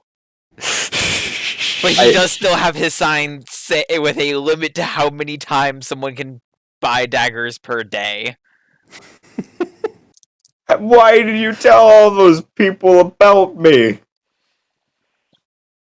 Listen, do you want us to start charging like 10 gold a dagger? I Because want if you daggers. keep buying daggers, that's what's gonna happen. I, behind Panicker, just without him noticing, I just pull up. I just kind of raise my hand and just, like, basically, I point out, give him 1. He hasn't bought a dagger today, so he can buy 1 dagger from me today.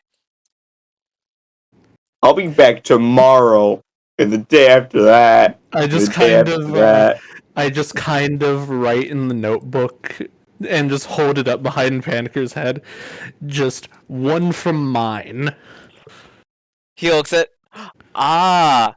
He pulls out a dagger, tosses it at Panicker. I'll just say this one was paid in advance. Also, Jeremy, would you like to know the sheer amount of calculations that's gone into my dagger purchasing? I have precisely 69 gold left. Nice. Nice.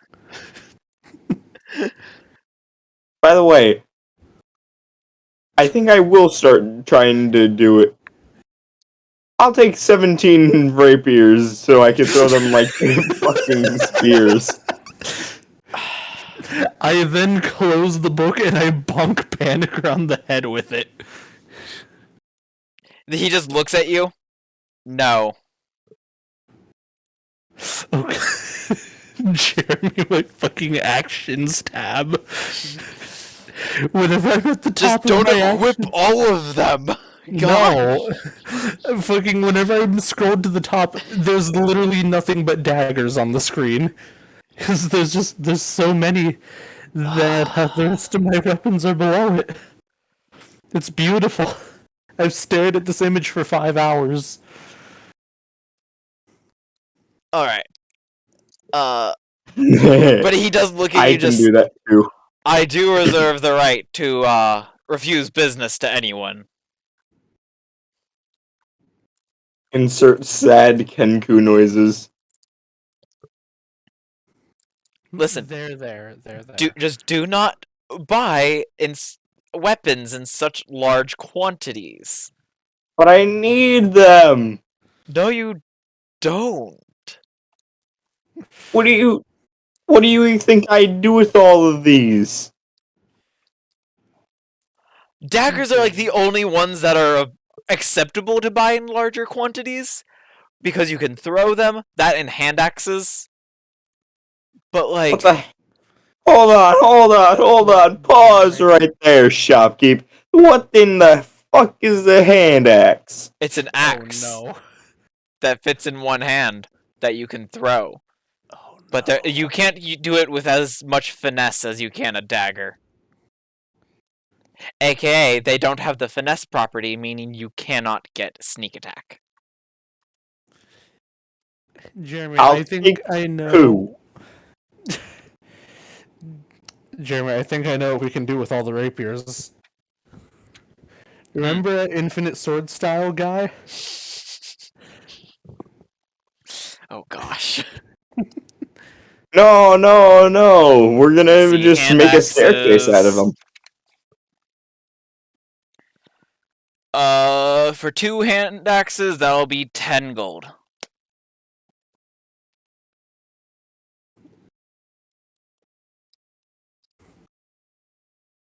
There, 5 gold each. Hmm. Too much. 3 I walk gold. out. I laugh and just follow him 6 out. gold more. Who does that guy think he is? Well, I think he might think he's himself. Sounds kind of like a reasonable explanation. Paniker's a genius, totally. Panicker, detector of smartness. I take out a hammer and nails. I toss the hammer behind my back and hammer the nails with nails. No, Panicker, you have to use the nail to nail it in with. Oh, you're right. I need the hammer. I hammer the hammer into the gun with the nails. It's late into the evening, though. You all get a long rest.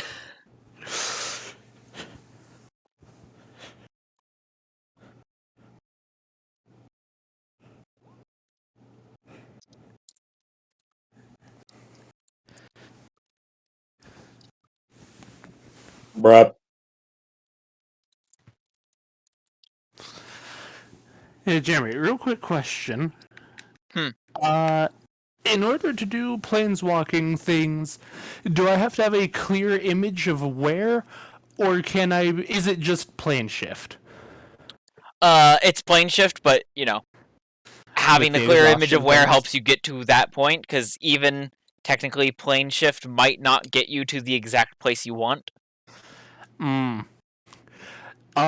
Other question. Hmm. The various layers of the hells are their own separate planes, right? They would be separate in terms of planeswalking. You'd have to specify which layer you want to go to. Okay. Just checking in case Kieran ever decided to be an explorer. Yeah. Same with the Abyss and, If you need an explorer any pet, other plane buddy. with layers. Jimmy, I'd like to go to layer 420 or 420. No, 42,600 and now fucking 42069. My brain is not active right 4,269? now. No, 42,069. Yeah, 42,069. Look, or fucking no thoughts, head empty. If you were to go to that layer, it is the one layer outside of the 3 adjacent layers that is ruled by Grotst. That would be Grot's fucking lair. Or one of just, them. Yeah, one of his. Along with layer 69.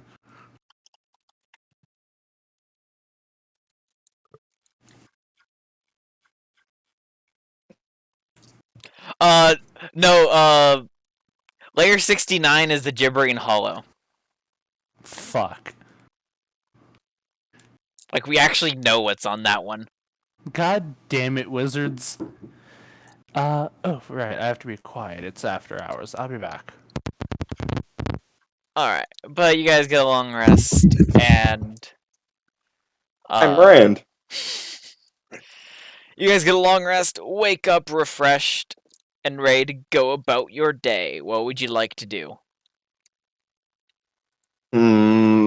I make pancakes with Huron. Alright. As well as a Banui.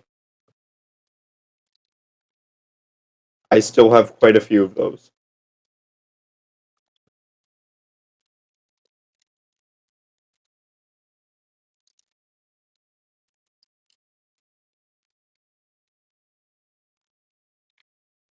By the way, is there a place for meat to be stored in the kitchen?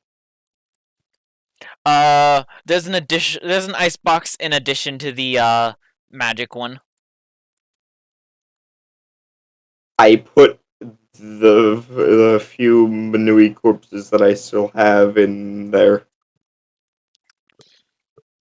They're how should I put this? Not suitable for eating at this point. What's not suitable for eating? The Banoi corpses that he's had in his bag since the dungeon. For like It's a good thing 2 that days? It's a good thing that I put some of mine into the icebox. Hey, Huron, what should I do with these? As I'm just pulling out 14,000 dead Banui corpses for my backpack. What stage of decomposition are they in, Jeremy?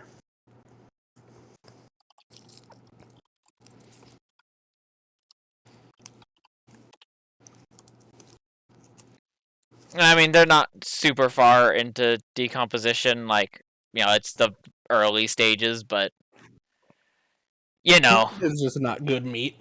Yeah, not really. It's been, out and warm for Too fucking long. yeah, 2 or 3 days. Is there a interdimensional trash portal?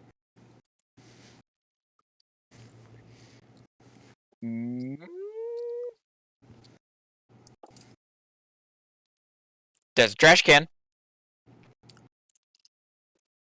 I toss one of the Benois into the trash can and close it. Whenever I open it, is it there? Yes. Fuck. It's one of the few ordinary things of the guild hall. Damn it, why don't they have a trash chute just leading into a sphere of annihilation? Because those things are dangerous. I dumped the Banui corpses into the trash can. All 16 of them. Thing is, Jeremy, yeah, spheres are dangerous. Wait. However, if you put it far enough away from where people can access it, 10. then people can't move it. Just getting it into position is dangerous. That's why you use magical means. The only magical means of moving a sphere of annihilation is the sphere of annihilation's property to move it. And if you fail the check for it, it moves closer to you. Let's see, Jeremy, isn't there a, if I remember correctly, there's this beautiful magic item that allows you to warp things around. It's called a cubic gate. Spheres of annihilation actually have a thing about going through portals. Really? Yes. There's a chance it works out fine. There's also a chance that it, doesn't. Let's see. Akada Bakada, there's a 50% chance that the sphere is destroyed. A 51 through 85, it moves normally. And then 86 to 100, a spatial rift sends each creature and object within 180 feet of the sphere, including the sphere, to a random plane of existence. Yeah. Good to know, actually. It's more than 50% chance of just not good. Yeah. At least the 50% chance is kind of acceptable, considering just losing a sphere of annihilation, while annoying, it doesn't have that many big negative consequences. Yeah. And then there's just, hey, Focus. who wants to go away? All right. But you guys make pancakes. What are you guys doing with the rest of your day? Finding out ways to get rid of the Benui corpses. Rickon's gonna wake up, come down to the kitchen, and stops at the door and is kind of confused as to why there's a whole bunch of Benuis being dumped into the trash can. I love just the confusion, or the almost confusion whenever you say Benui. Panicker does the turn of the turn that the cat in Gifts does, but without the mleh. The mlep.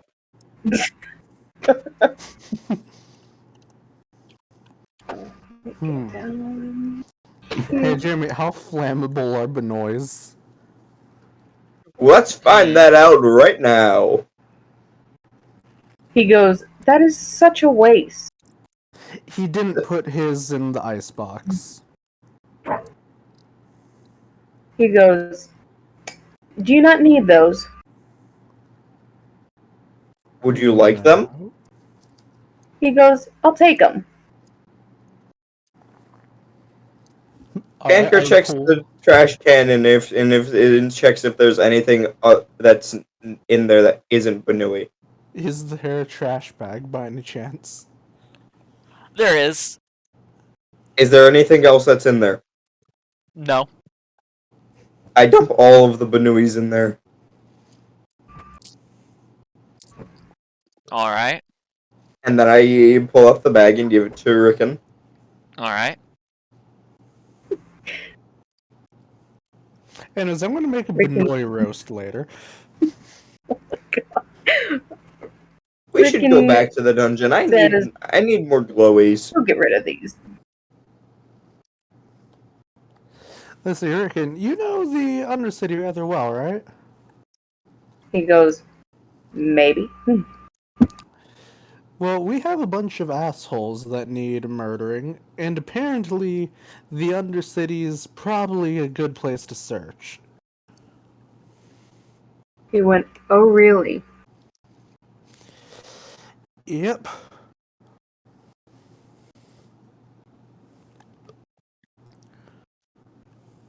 Peering up and down, just in a very curious way, and goes, "Oh, what makes you think that's a good idea to start down there? Why not start on top? Everybody usually stays on the surface." You see, we did, and then, let's see, ended up getting fireballed one time, was left really almost dead. However, we also found traces of them in the Undercity.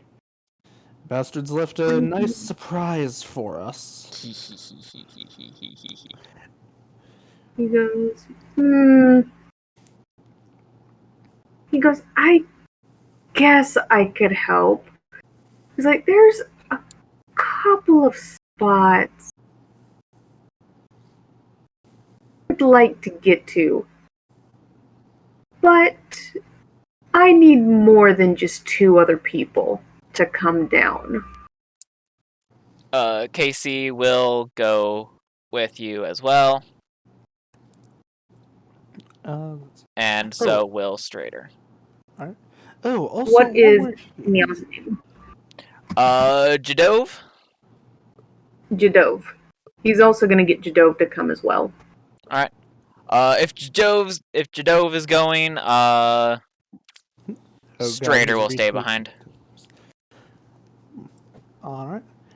Also, while we're here, Rickon, as I'm just preparing some food, do you have any food preferences? He went, "I'm flexible." He's like, "But I will He go ahead asked and you for your food preferences, not your body. He went, "Oh, do you want to eat that?" Wait, what did Rickon originally say? I heard I'm flexible, and goes, then I just hear Panicker.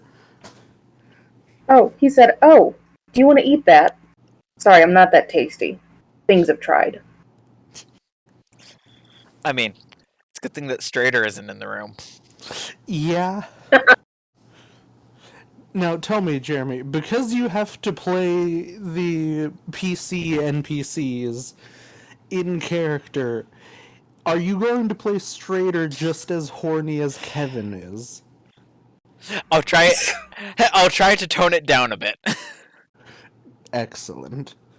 But I Good, can I make won't no have to stab him as promises. much. Wait, Jeremy, I just realized something. If you end up playing Strader hornily, then we can just continue the meme of shut the fuck up, Kevin, even while he's not here.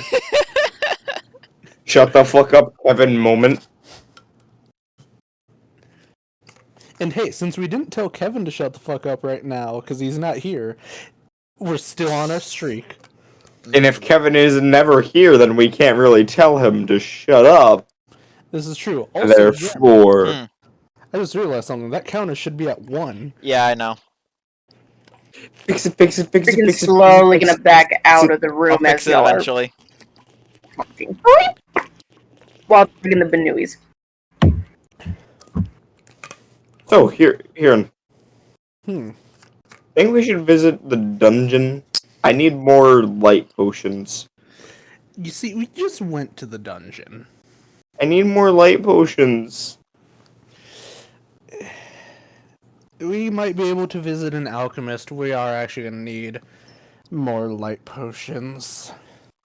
Kind of pops back into the kitchen and goes, "Not a good idea to take that underground." And then he starts walking back out, going, "And it's a good day to dump things down in the sewers. La da da, la da da, la da da." By the way, I should probably wash this. I'm gonna take my backpack off. It's kind of still covered in blood. Yeah. It's been soaking. It's been soaking. It has a smell to it. I think my drink's finally ready. Oh no. Let's see, Jeremy. Would you like this this? Brick thing on the right? That's just fire, right? It's a brick oven. Ah, and there's just fire in it, right? It's not lit right now. How hot does it burn?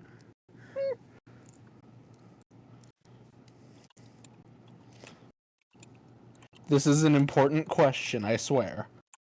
Panicker takes his daggers out of another pocket of the backpack. Gets up to like 750 to 800 degrees Fahrenheit. What's the burning point of a backpack? Depends on the material. If it's cotton, which it most likely is, or something like that. It's made out of pure metal. It's made out of pure Benoit. It's 50% Banui at this point. Okay. The fire would definitely be hot enough to burn a backpack. But then you'd have to buy a new backpack. Would it be hot enough? I don't want to stink up the kitchen with that actually burning. Alternatively, it has been discovered that the house, that the guild hall does clean things. Where should I put How do we this? do this? Out of character, you could always give it to Rick and then he can dispose of it. I need it. Or, I mean, give it to, I think, literally pretty much any of the arcane casters of the guild. Do they all know Purify Backpack?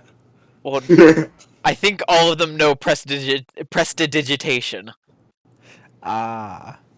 Which is, Prestidigitation? yes, Purify Backpack. Let's see. Alright, step 1, I climb upon this table. Step 2, I phase through the wall.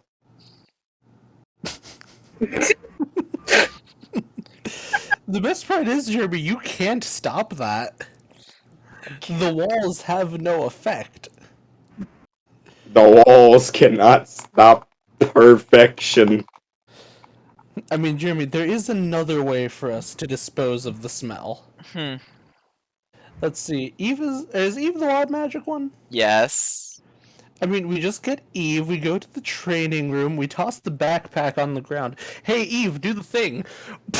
No, I need it! Or you can ask literally, I think, any of the arcane casters, and they can cast Fireball. Like I said, step 1, I climb upon this table. Step 2, I phase through the walls. That's what I meant by Eve, do the thing. Hey, does Naza anyone know can how... also do that. Hey, can anyone help me with this backpack? I In set fact- the very bloody backpack down on the table. Alicia waves her hand and a few times, and it is cleaned. I search the backpack for any source of Banui blood left. None. Ew. So while they're Thank busy you. doing that, Rickon's gonna go over. I Look phase at back through the wall. He's gonna go over to the center of the Golgari room and go, "Sk," and watch as the sewer hole opens. You see the iris kind of opens up in the design, and you see the impossible hole because there really shouldn't be a hole that goes through there, considering the gallery's right under you. What's that mysterious hole up there? You don't see a hole up there.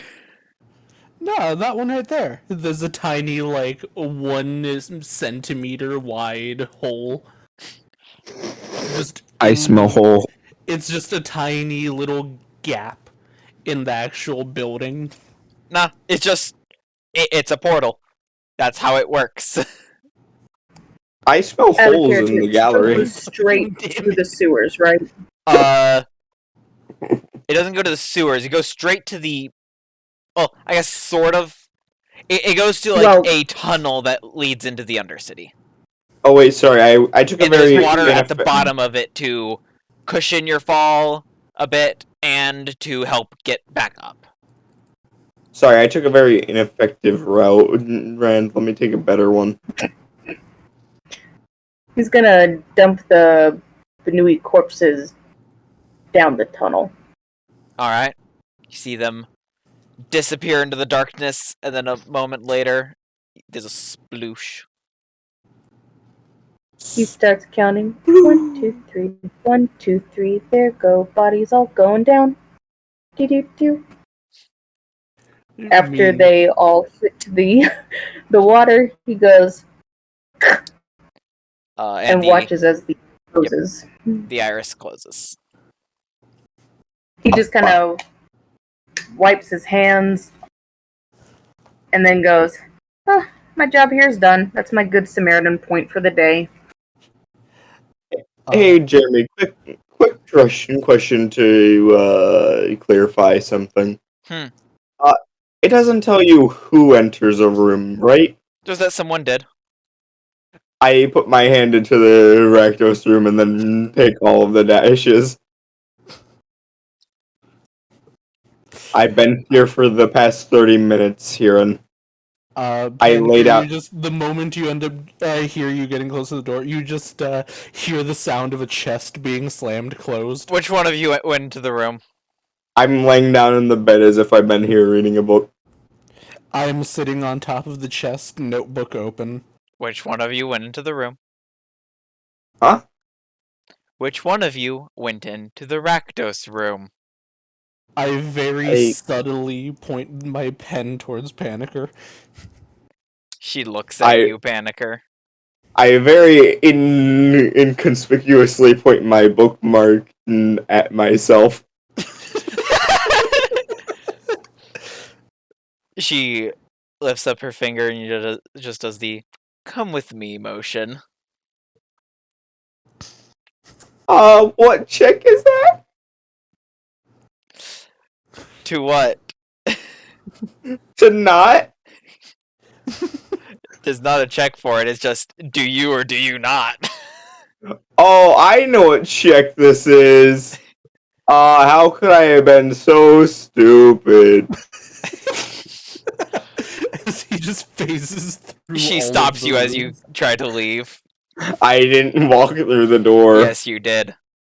I didn't mean to let go. Excuse me one moment as I, She stops you as you try to go through. No, he has a pickaxe. He broke through the wall.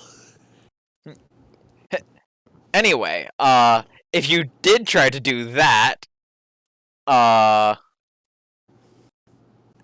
You know, I can just leave this room without going through that door, right? Why is he so cool? Why are you breaking through my wall? Also, real quick, I didn't get to mention this because Panicker was doing things, but Rickon, since you're like right there almost, give me a quick perception. Just trust me. DM, do I do a perception? Please. Go ahead! Let's see. Just a sec. Oop, things being slow. Hold on.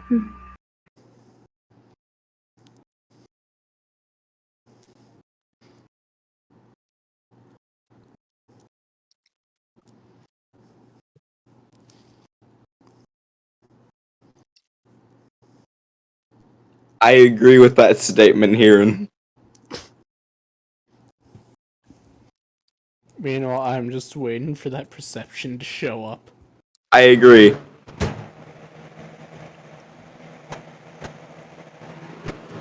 Okay, you hear nothing.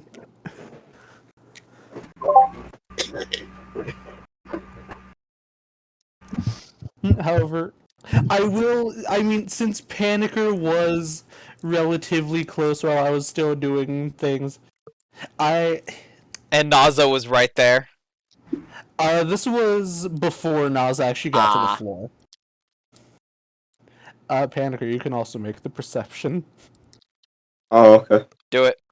Mm-hmm. Make the perception. Panicker, before you hear the sound of the chest slamming closed, you hear Hiran saying what you're pretty sure is Benoi for the Benoi god. I'm sorry. Bunos for the Buno throne.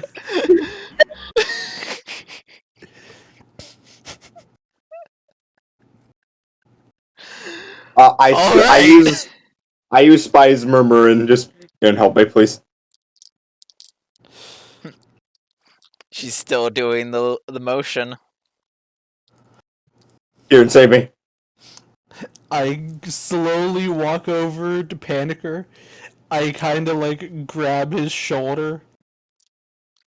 And then I drag him to Mechanis. Guess we're not going to be going out to do anything today because you guys are going to be coming back with a level of exhaustion. I forget, what does the first level of exhaustion do? Disadvantage on all ability checks. Initiative is an ability check. Yeah. I So, sneak attack my initiative. Thinking about that, do you want to do that for something as little as this? I mean, I've done it for less. Jeremy, you underestimate how terrifying a fucking Rakdos member is. This is not a small thing.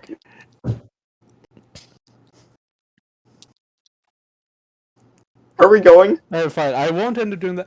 I'll just kind of Spy's Murmur, you have a method of escape. You're right. And if I use it, I have to use it well. Oh god, she's approaching.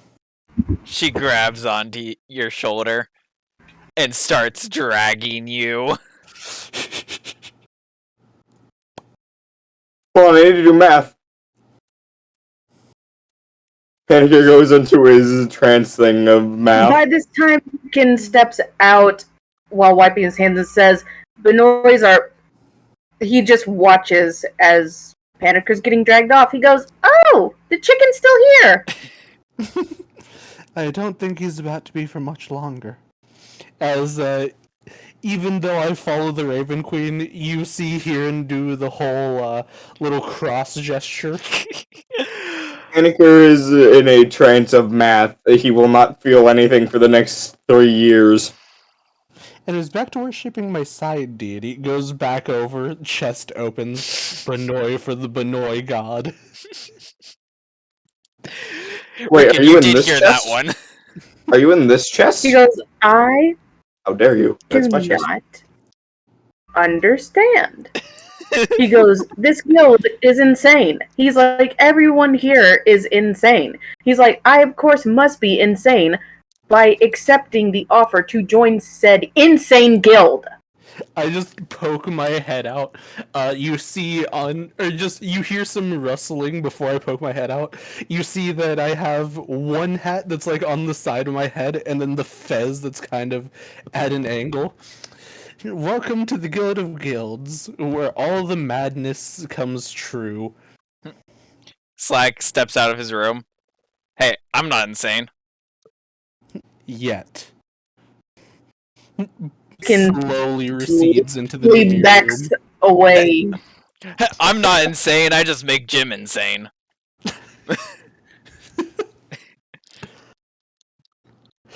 Oh, also, Rick, and you hear the moment I, like, slink back into the Dear Mirror room, sounds of just me losing my shit. And then Slag steps back in and sits by the fire of the Gruul clan's room.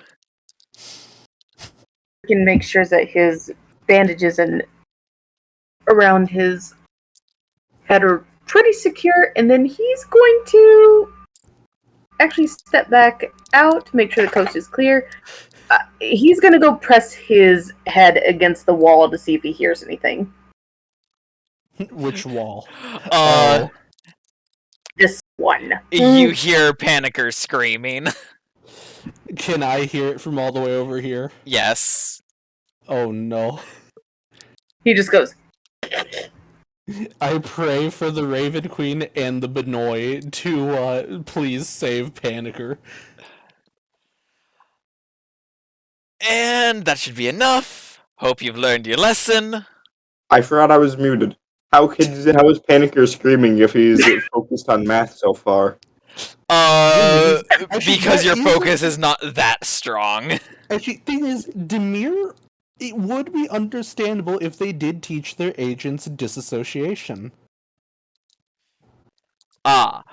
But can you dissociate when it's a Rakdos torturing you? That is the question. I am Panicker. Of course I can distract myself from anything with math. He's spent the entire time imagining throwing a dagger into Strader's thigh.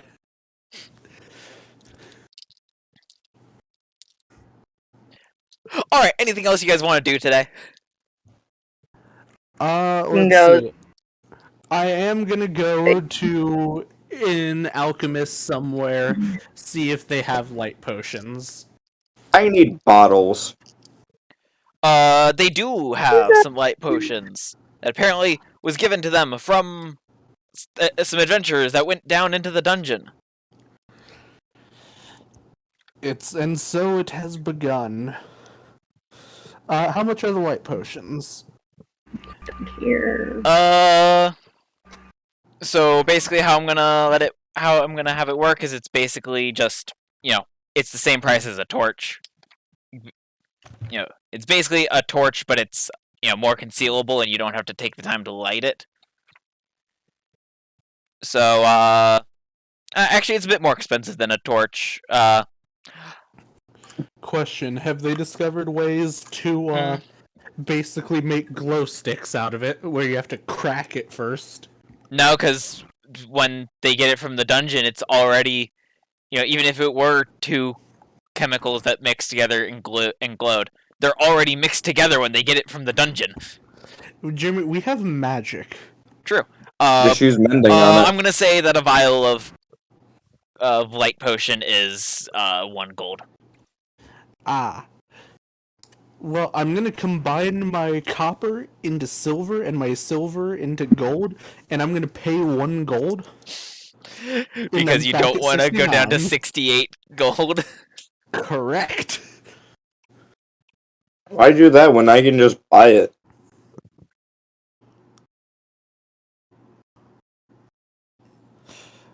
Hooray, I have a vial of light potion. I would like a vial of light potion too. It's 1 gold. I will smite this 1 gold onto this table. Wait, when did Alright. you take levels of paladin? Let me He think. hands you a vial of a glowing liquid.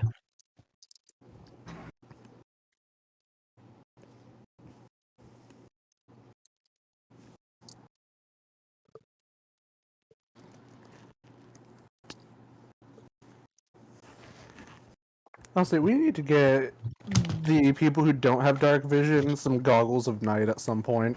Yep. Somehow. I'm gonna go to While Felthor's shop. Alright. Ah! Welcome! What can I get for you?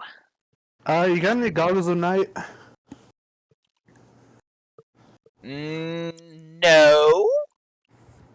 But I do know for a fact that I have the, pattern for that one. Alright, I'll be back after our next few dungeon crawls whenever I can probably afford it. Alright, see you then. Got any daggers? Nope. Darn. I stroll out. Paniker's not with the Huron when he does this, but he walks in after Huron. Hey, got any daggers? No. Do you have anything I can use for to make daggers? No. Well, I have the formula for the braces of flying daggers that you asked me about, 2 days ago? I think it was 2 days. But, 2,000 gold, right? 2,000 gold, and it'll take quite a bit of time to make them.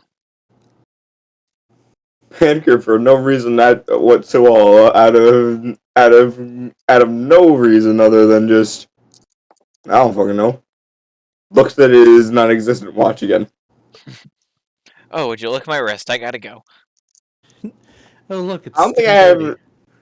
have. No, you guys are thinking way too small. He looks at his non-existent watch and then looks up at the Feltor and just, I don't think I have the money for that.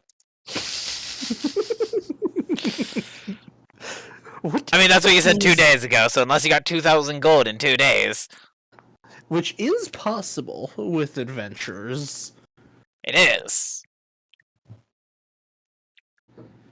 Also, I never specified when I got here, I just kind of appeared. Hmm.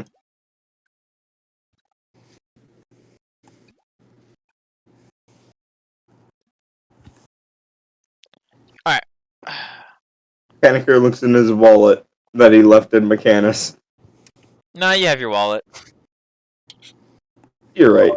While they're busy doing that, Rickon's actually going to go and make his way over to Jadove Alright. and wants to ask him simply, will you come down and help us, please? Exploring the Undercity? Trying to find He's like, this group?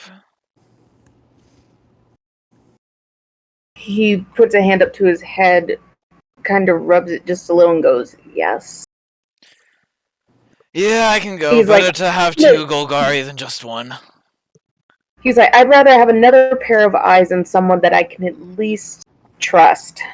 He's like, cause I don't know what's going on with this guild, and he's like, it seems the chicken has already upset the Rakdos already today. I mean, I could hear it from down here. I think he went into the Rakdos room while she was still down here. Huh. He goes, yeah, I'd rather have somebody watch my back. I get back to the guild hall and I just go upstairs. What did you do to him? She points to the spike-covered chair. Ah! I quickly run back over to the Demir room, just rapidly search around through Paniker's crap and pull out the beanbag TM. Wait, why are you at the middle one? His chest I is the don't one with the remember. dagger on it. Ah, yes, that one. You know, the one that you were doing Benoit stuff with. That's why I was questioning it. I couldn't remember whose chest was whose. I just quickly run back over to Nuts. Just here, I think the Rakdos can make better use out of this. Is this a bag full of rocks? Yes. Panicker comes running in and She just just looks at it and is blinking a bit. I'll figure out something. And takes it into the Rakdos room. I Locks smell it in her fuckery. chest. I Thank you, smell Kieran. fuckery here, and Now, you guys might want to get going. I think Rickon was making plans to head down. that motherfucker planes walked out of here. He disappeared. He's down where the button is. How? I didn't even see the token move. Correct, that's how stealthy I was.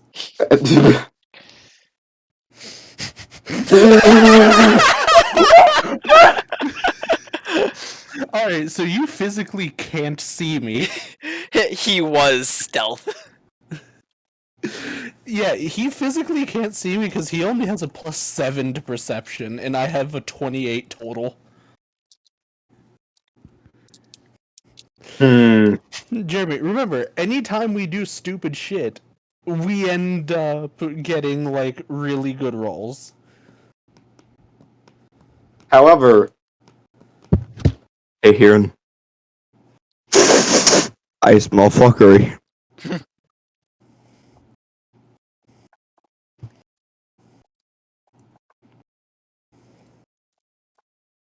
So Rickon asked Jadove, he's like, so...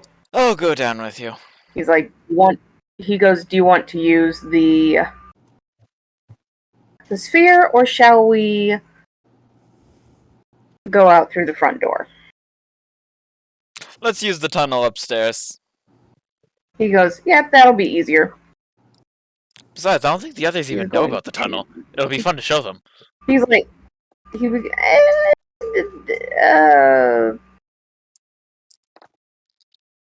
he goes, I feel like I'm gonna regret this, but yeah, it's faster this way. Yeah, it's the closest way into the Undercity. Then Rickon suddenly gets a delicious idea, and he goes, y'all coming? He goes, up. Hey Naza, I would like to apologize. To apologize to you, I would like to offer you this dagger.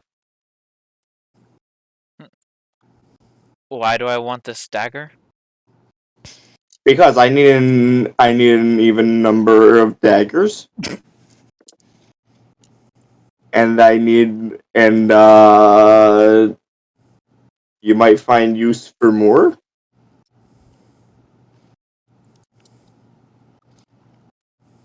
Let me just look at something real quick. Before any of them You see, I would accept it, but come into... I don't think...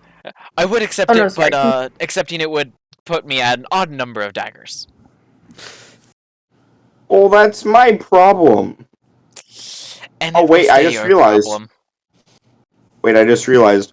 Panicker pulls out puts the dagger in his she goes back into the Rakdos room and closes the door. Panicker pulls out all of his daggers and starts counting. Insert the Jeopardy music, everybody. We're gonna be here for a little bit. Don't insert the Jeopardy music. That costs a lot of money. Oh shit, you're right. Grab Panicker by the back of his collar and just start dragging him towards the fucking... Wait, no, my daggers! Before any of them come into the room, Rickon goes over.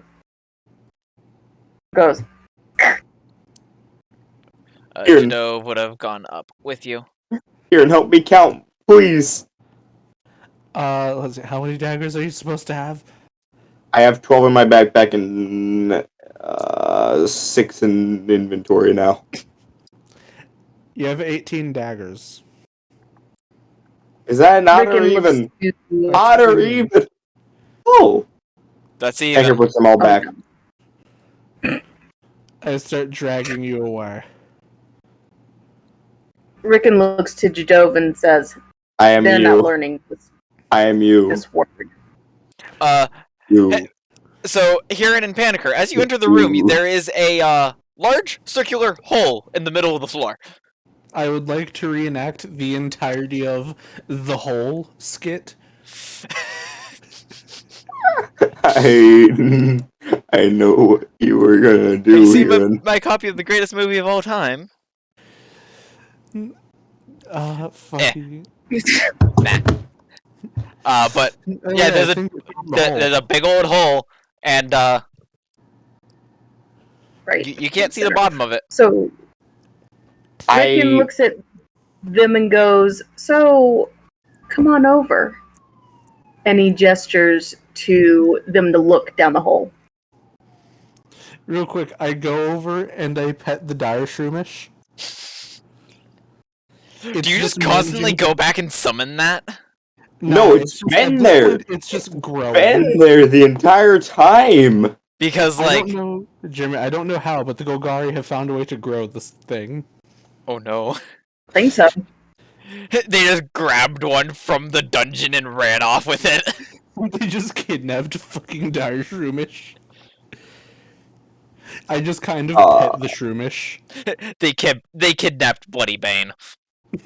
On Just kidding. I mean, it's weak enough to be kidnapped.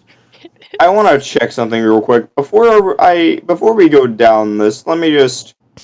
I quickly run all the way downstairs, grab out a guild ring, and just run all the way back up and drop it down. You hear it. That was a terrible idea. Yeah, you hear it fall. You see it disappear pretty quickly. And then you hear a little bloop at the bottom. I casually walk over to Panicker. I quickly spin him around to face the door, grab him, and I suplex him into the hole. Here, and give me an athletics check. Panicker, give me an acrobatics or athletics if you want to try to resist the grapple. Huh. Fuck. Here, and you're not successful at suplexing Panicker. I suplex him back. Alright, Rickon Panicker, athletics. Oh no. You are not successful either. Rickon looks over at Jadov and says, "Will you help me?" Sure thing, and he just pushes both of you down the hole. I dodge. Rickon's gonna them down the hole. I dodged the pushing attempt. I die.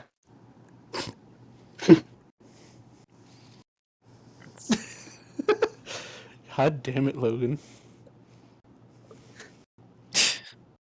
You're at full health. If I'm going down this hole, I'm going on my own terms. Jado. And by that I mean dragging Panicker with me. No, I'm dragging you with me. Jadov actually cannot get a high enough athletics to actually successfully shove you.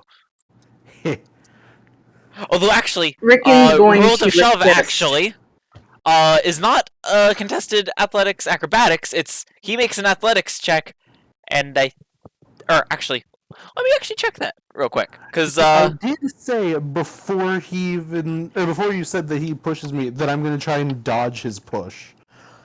The moment I hear it, can just say, "Hey, can you help?" let's see. I pull KC in with me. You're unsuccessful. He's a several 100-pound robot. I extendo arm. Extendo arm overdrive. Let's see here. Speaking of KC, at Dim Duggadome. Yes, Kuda. Okay, I guess it is contested athletics or acrobatics. Okay. So Which he is channel unsuccessful. are you pinning I'm him gonna in? really quickly just athletics panicker. I have a chance. What are you doing? I'm grabbing you. What do I roll to contest this? Acrobatics. Huron, also? I have to say it now. What? I suplex him into the hole. I thought you were just I grabbing me. apologize to the entirety of the stream, but I lost the game. Yeah. What? Because I pinged Dimitri? Yes. Rickon will excuse himself, and he's going to go over, knock on the door. Yes. Kieran, He we goes, have to "Excuse go. me, Naza." Yes. He goes, "Will you help me push these dumb asses?" We're already in the hole. You watched me grab Panicker and suplex him into the hole. You He watched was him do a successful. flip with me in his arms. You hear a sploosh. Motivation. With this, Casey's just gonna be like, well, I hope they didn't die, and jumps in. Well, I'm sorry, did you say motivation? I I'm feel like I heard standing someone say motivation.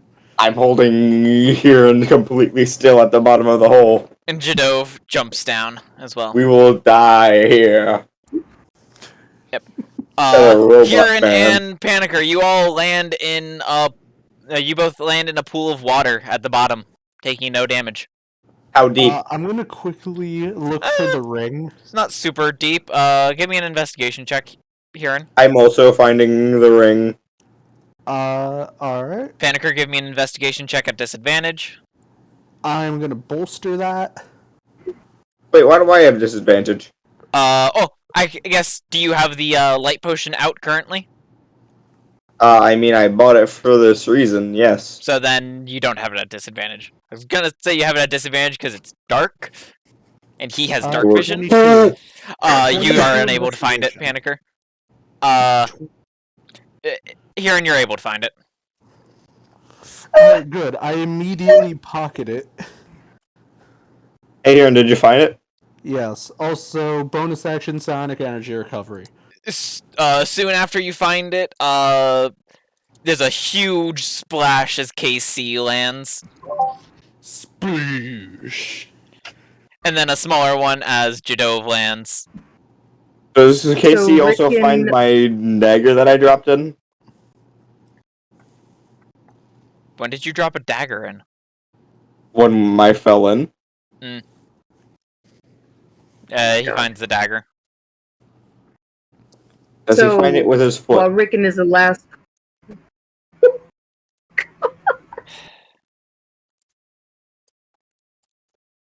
Again.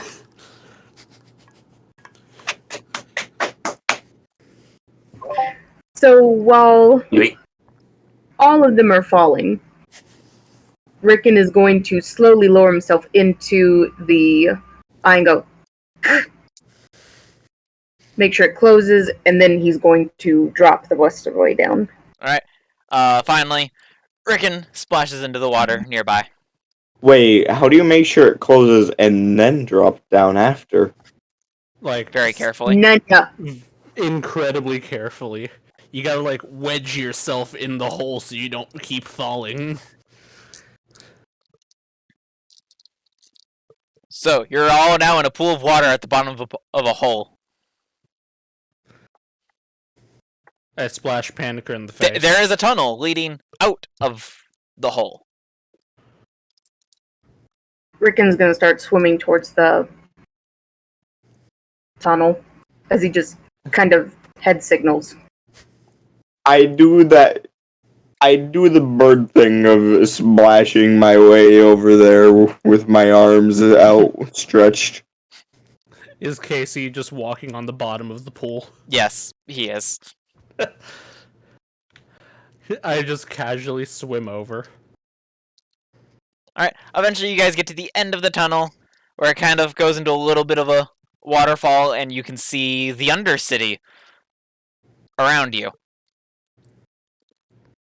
Freaking goes, oh, it's so much better being under here. You also notice in this large chamber, kind of in the corner of it, there's a pyramid. I would like to just look at the pyramid. It's a pyramid. Seems to have an entrance. Correct me if I'm wrong. I see, but there's a spider on the pyramid, isn't there? Or did they remove that? No, let me DM those details Yeah. to you real quick. Give me just a moment.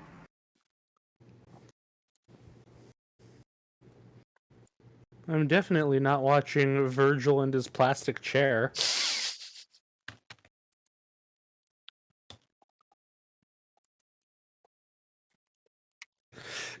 Jeremy, there's a video just titled "How This Chair Conquered the World." It's a fucking like 7.5 minute video, unironically about that style of chair in real life.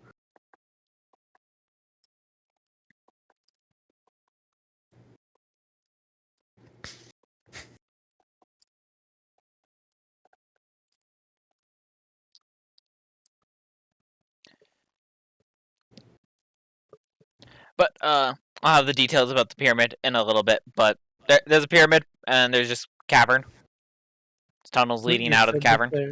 You said that there looks like an entrance to the pyramid? Yeah. I approach. Oh no. Cautiously.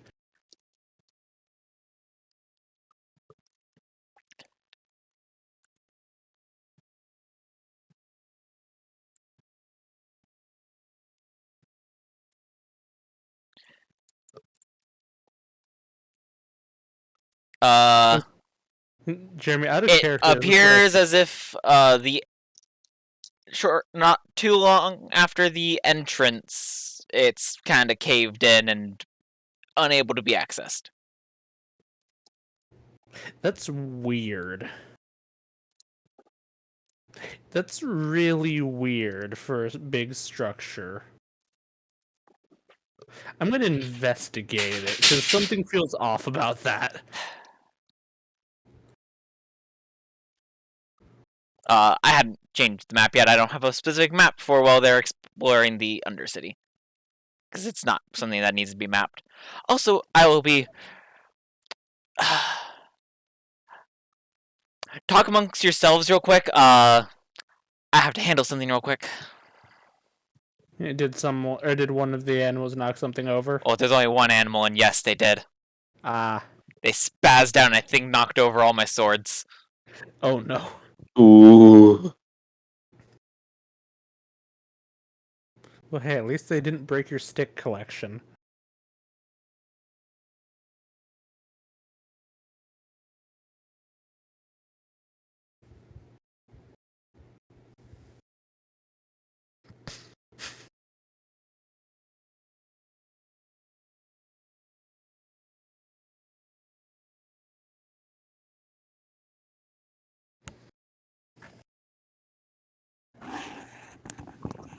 Alright. I am back. That was fast. That was it was easy. easy to pick up. I fucking called it. Alright. So, general, 18. 18 on what? Investigation of the caved-in area.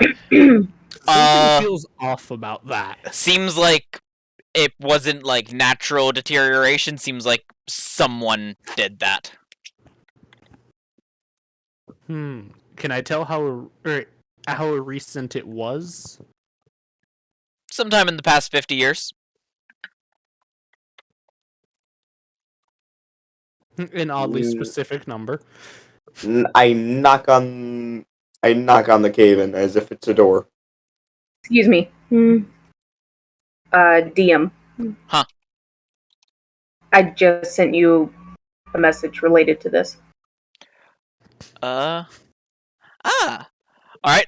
So you see, as you are kind of investigating this caved-in area, you hear above you, ahem, and you look up, and there's a drow at like kind of sitting above you on top of the pyramid. I wave. What do you think you're doing? Is pyramid. It's mine, or at least sort of. I guard it. Do I And see you any notice kind of you notice insignia the drow there, and there's a raven sitting on their shoulder. Nice bird. Thank you. This is my bird. As I point over to Panicker. I got on your shoulder like that one is. I wouldn't recommend it. I climb on Heron's shoulder like a cat. Are you a bird or a cat? The bat.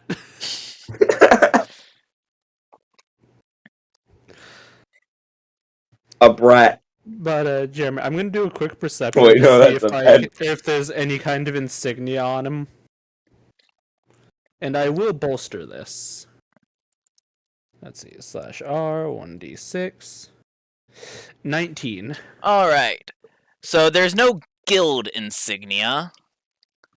But I need to check what that person's symbol is.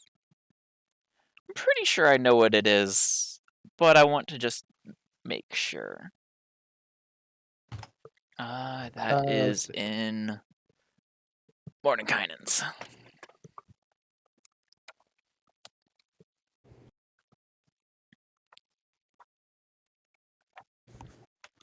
Jeremy, did you touch your audio?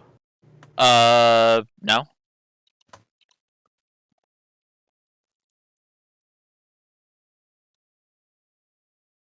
Huh. That is interesting. Twitch shows, my streaming software shows that it's picking up the audio. And there's definitely audio. I just unmuted the stream and heard it. Yeah, same. Yeah, same here. And I can even hear Rand.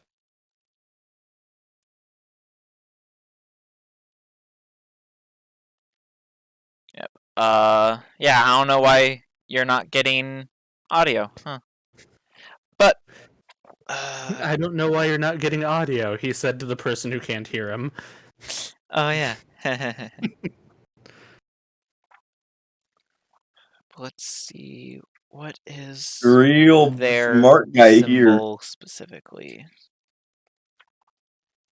Sinton DMs. Thank you. Well, yeah, I know who they follow. I just wanted to find a description of that person's symbol.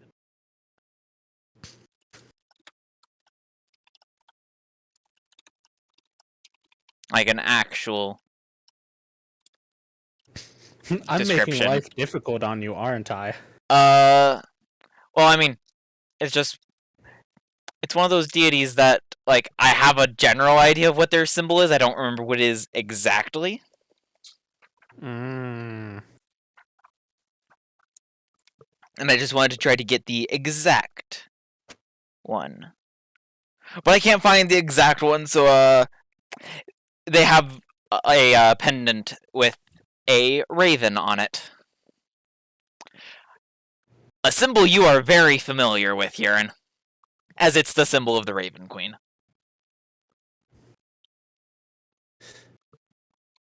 I kind of just tip my hat, which I have switched back to my actual hat instead of my fez.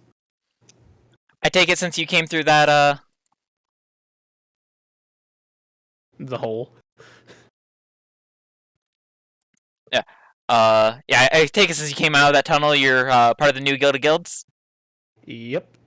Nice to meet you. I'm Zeki. Hirin. I wasn't one of the original founding members, but I was one of the members of the original Guild of Guilds. Whoa. Nice pendant. Thank you. She looks closely. Nice tattoo. Thanks. So, what's with the pyramid? Planted a bean. Pyramid appeared, filled with drow from Toril. That's how beans work. Oh, it's very much how certain beans work. I don't think beans make people. Beans They're are magic and beans. says, no. Well, why didn't you say magic beans? I love bags of beans. All beans are magical. Duh. What about those beans They're that... just magical in different ways. Some beans cause pyramids, some beans cause flatulence. And some bean causes Benoy. Like this one. And look at my name, Jeremy. But, so, what do you want with the pyramid? Just curious about it. What is After we, took out the drow that were inside and, took all their treasure, I destroyed the place. Ah. Because, can't have any, worship of Lolth going on here. What is this thing? What's the pyramid? It's a pyramid. What does it look like?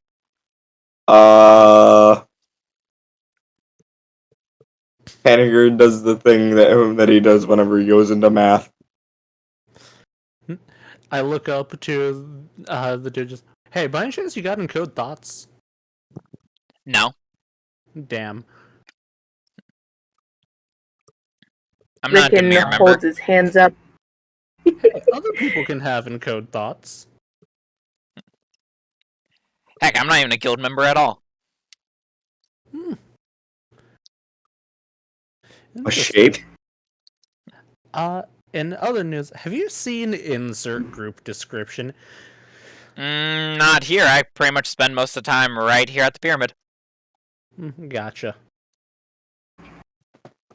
I think it's a shape. Rickon holds his hands up in the shape and he goes, triangle. Yeah. He gets it. He goes, that's what you're looking for. This guy gets it. They look over at you. Oh, hey, Rickon. Wait. He goes, hi.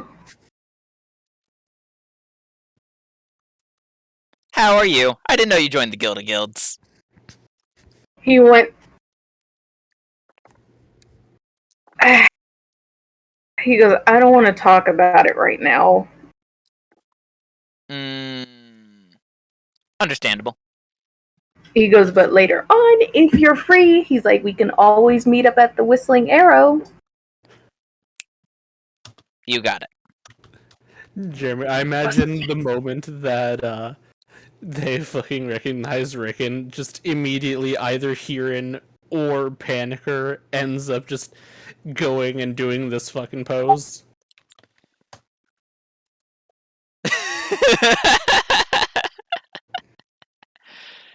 Yeah. The mirror image. Yes.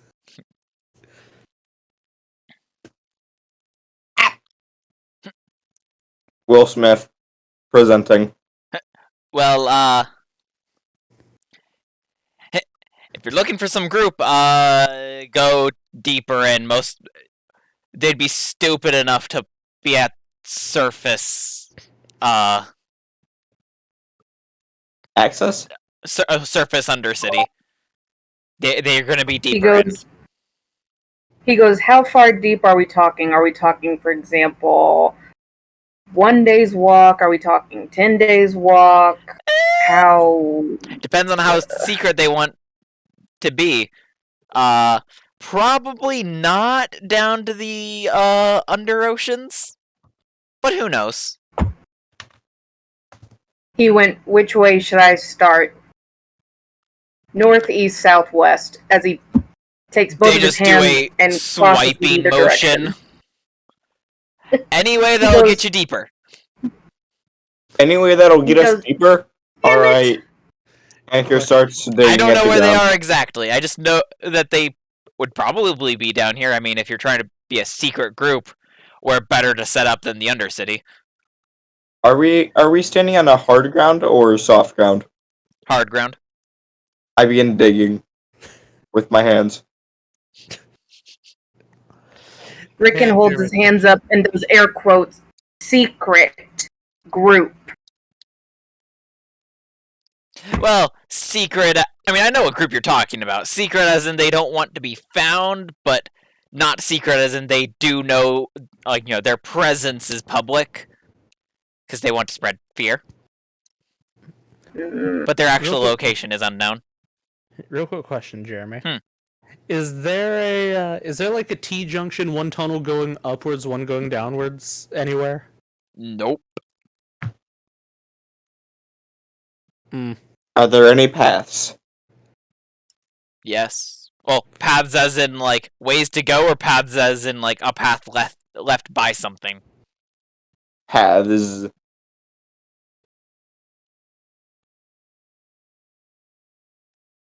That doesn't answer my question. Rickon just kind of sighs, No goes, problem. Alright, Jadov, we might have to hit up a couple of spots to get more information before we go deeper.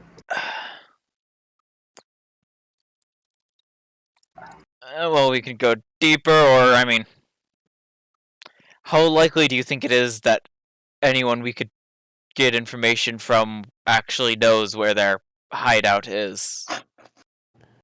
He's like, given a couple of hot spots in the area, he's like, and I did not inform you of the last mission I was on. He's like, but I will catch you up on that as we start walking. Alright.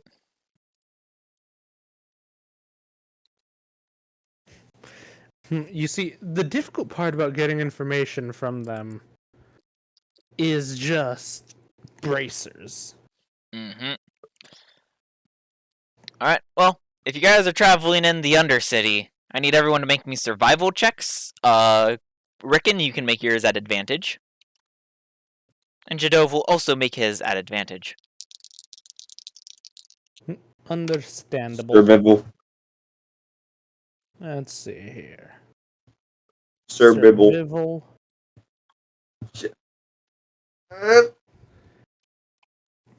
And you have so much more than me. You still rolled one, and you still rolled the same number that I did. No, I didn't. I rolled. My total is what you rolled. And? Is that not what I said? Alright, so Rickon, you got a 21, Panicker an 11, Huron a 10, Jadov got a 26. What did KC get? Oh yeah, KC. What do you get? What do you get? What do you get? What do you get? What do you get? What do you get? Let's see.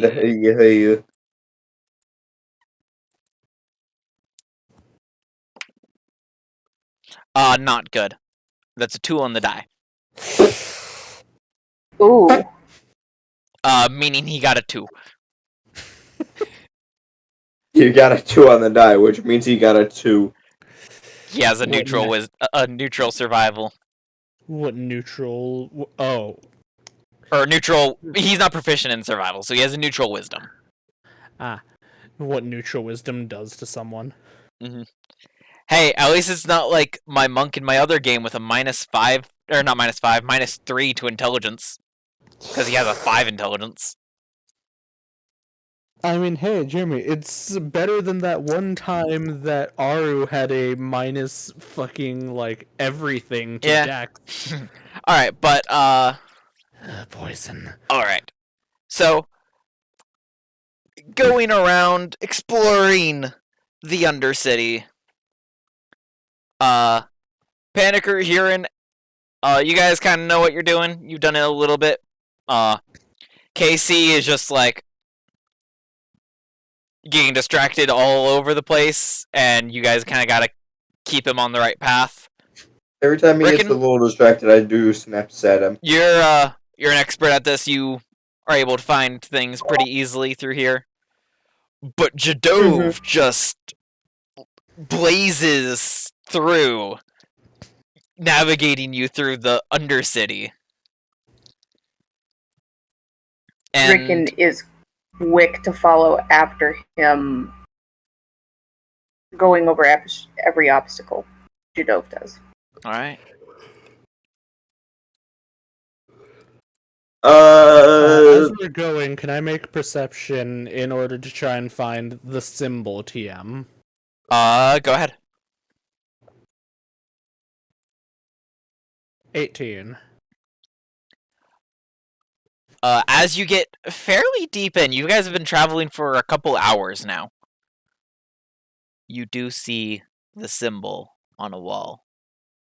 More hidden than the other one you had found with the mimics in it. I quietly stop everyone and just point out the symbol.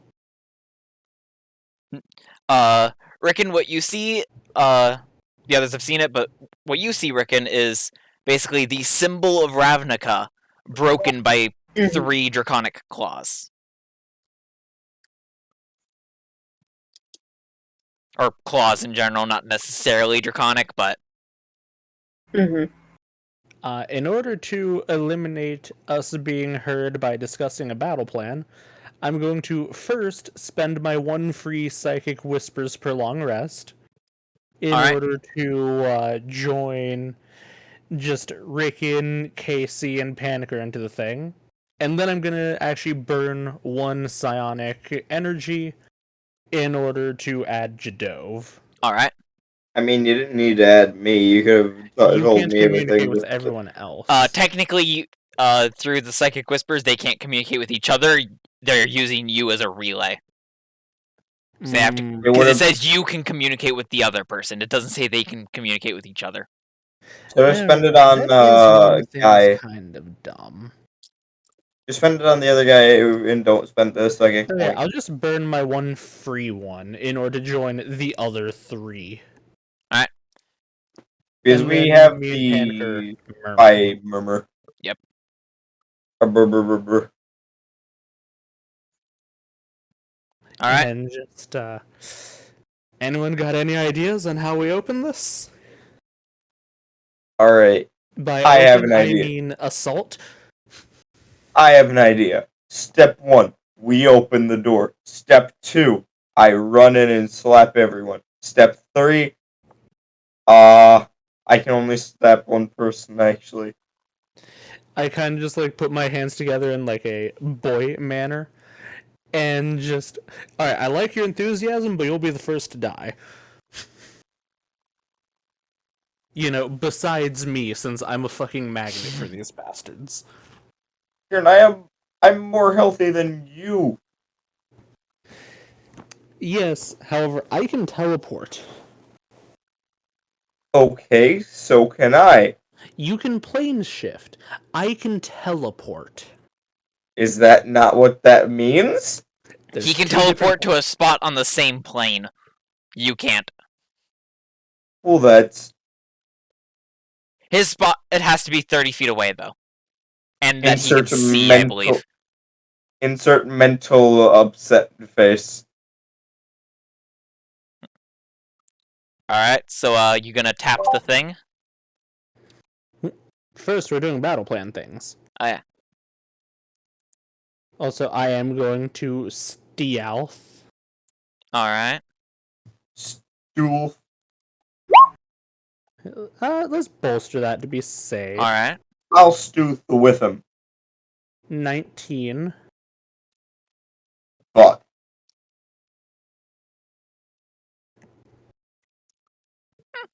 Jadove is keeping watch. Alright. Bolster mine, too. Rickon will also kind of keep watch as well. Anyone got any ideas on how we assault this place? It might be a good idea to see the setup and count how many people are around. That is true. Fortunately, I don't got any invisibility magic. Does anyone else have any kind of invis? There's that time that I went completely invisible in the dungeon. Remember that? Casey I just forget looks what at you. is- You didn't go invisible, you just were sneaky. And the dungeon spotted you. I forget, what is Jadove? He's a drow. He's a drow spore druid. Darn. Well, it was I like that forget, when... what does, let's see, what do we actually know that Rickon is? Rickon is Rickon. Yeah, that exact answer. I could have sworn that we managed to see one singular one of your classes. I think... I don't know if it was actually visible at all, but I think when I had first, when they had first been introduced, I think I mentioned that they had, like, a spell book. I don't know if it's actually visible or not. It is not visible. Okay.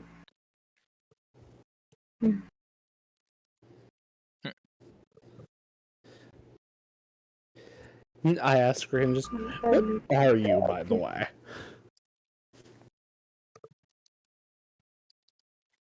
Holds his hands up and goes, "I'm me."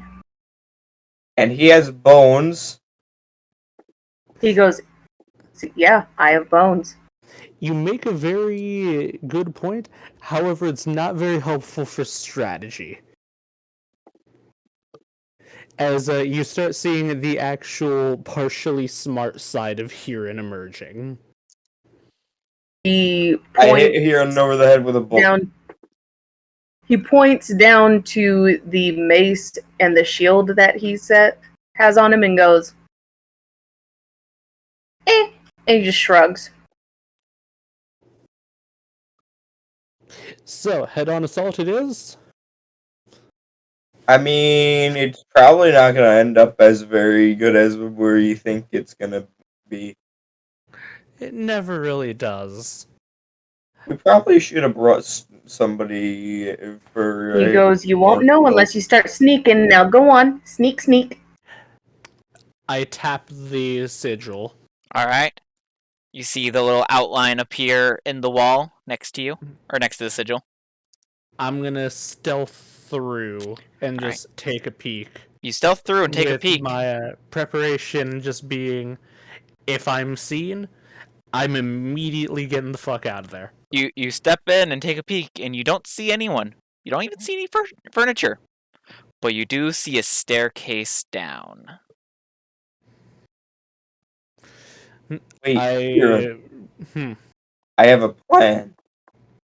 What's the plan? You walk in there, confident as all, and if anyone questions you, you know what you're doing. It's worth trying. Honestly, that would be fucking hilarious. Actually, no, I have a perfect idea. We need to go back to the surface. We need to get a ladder. It's the whole thing about how you could, if you wear like a vest and a ladder, you can get into just about anywhere for free.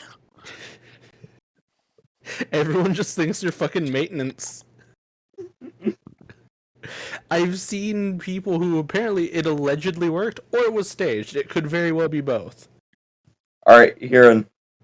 You can teleport, so go get us a ladder. I can't teleport that far. 30 feet.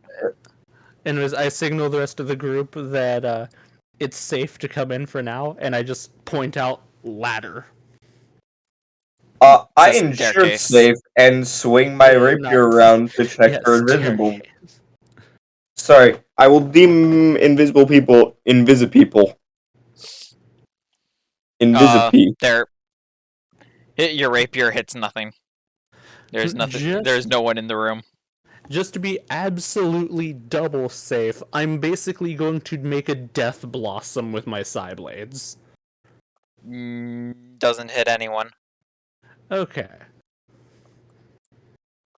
I smack Kieran with the side of my rapier.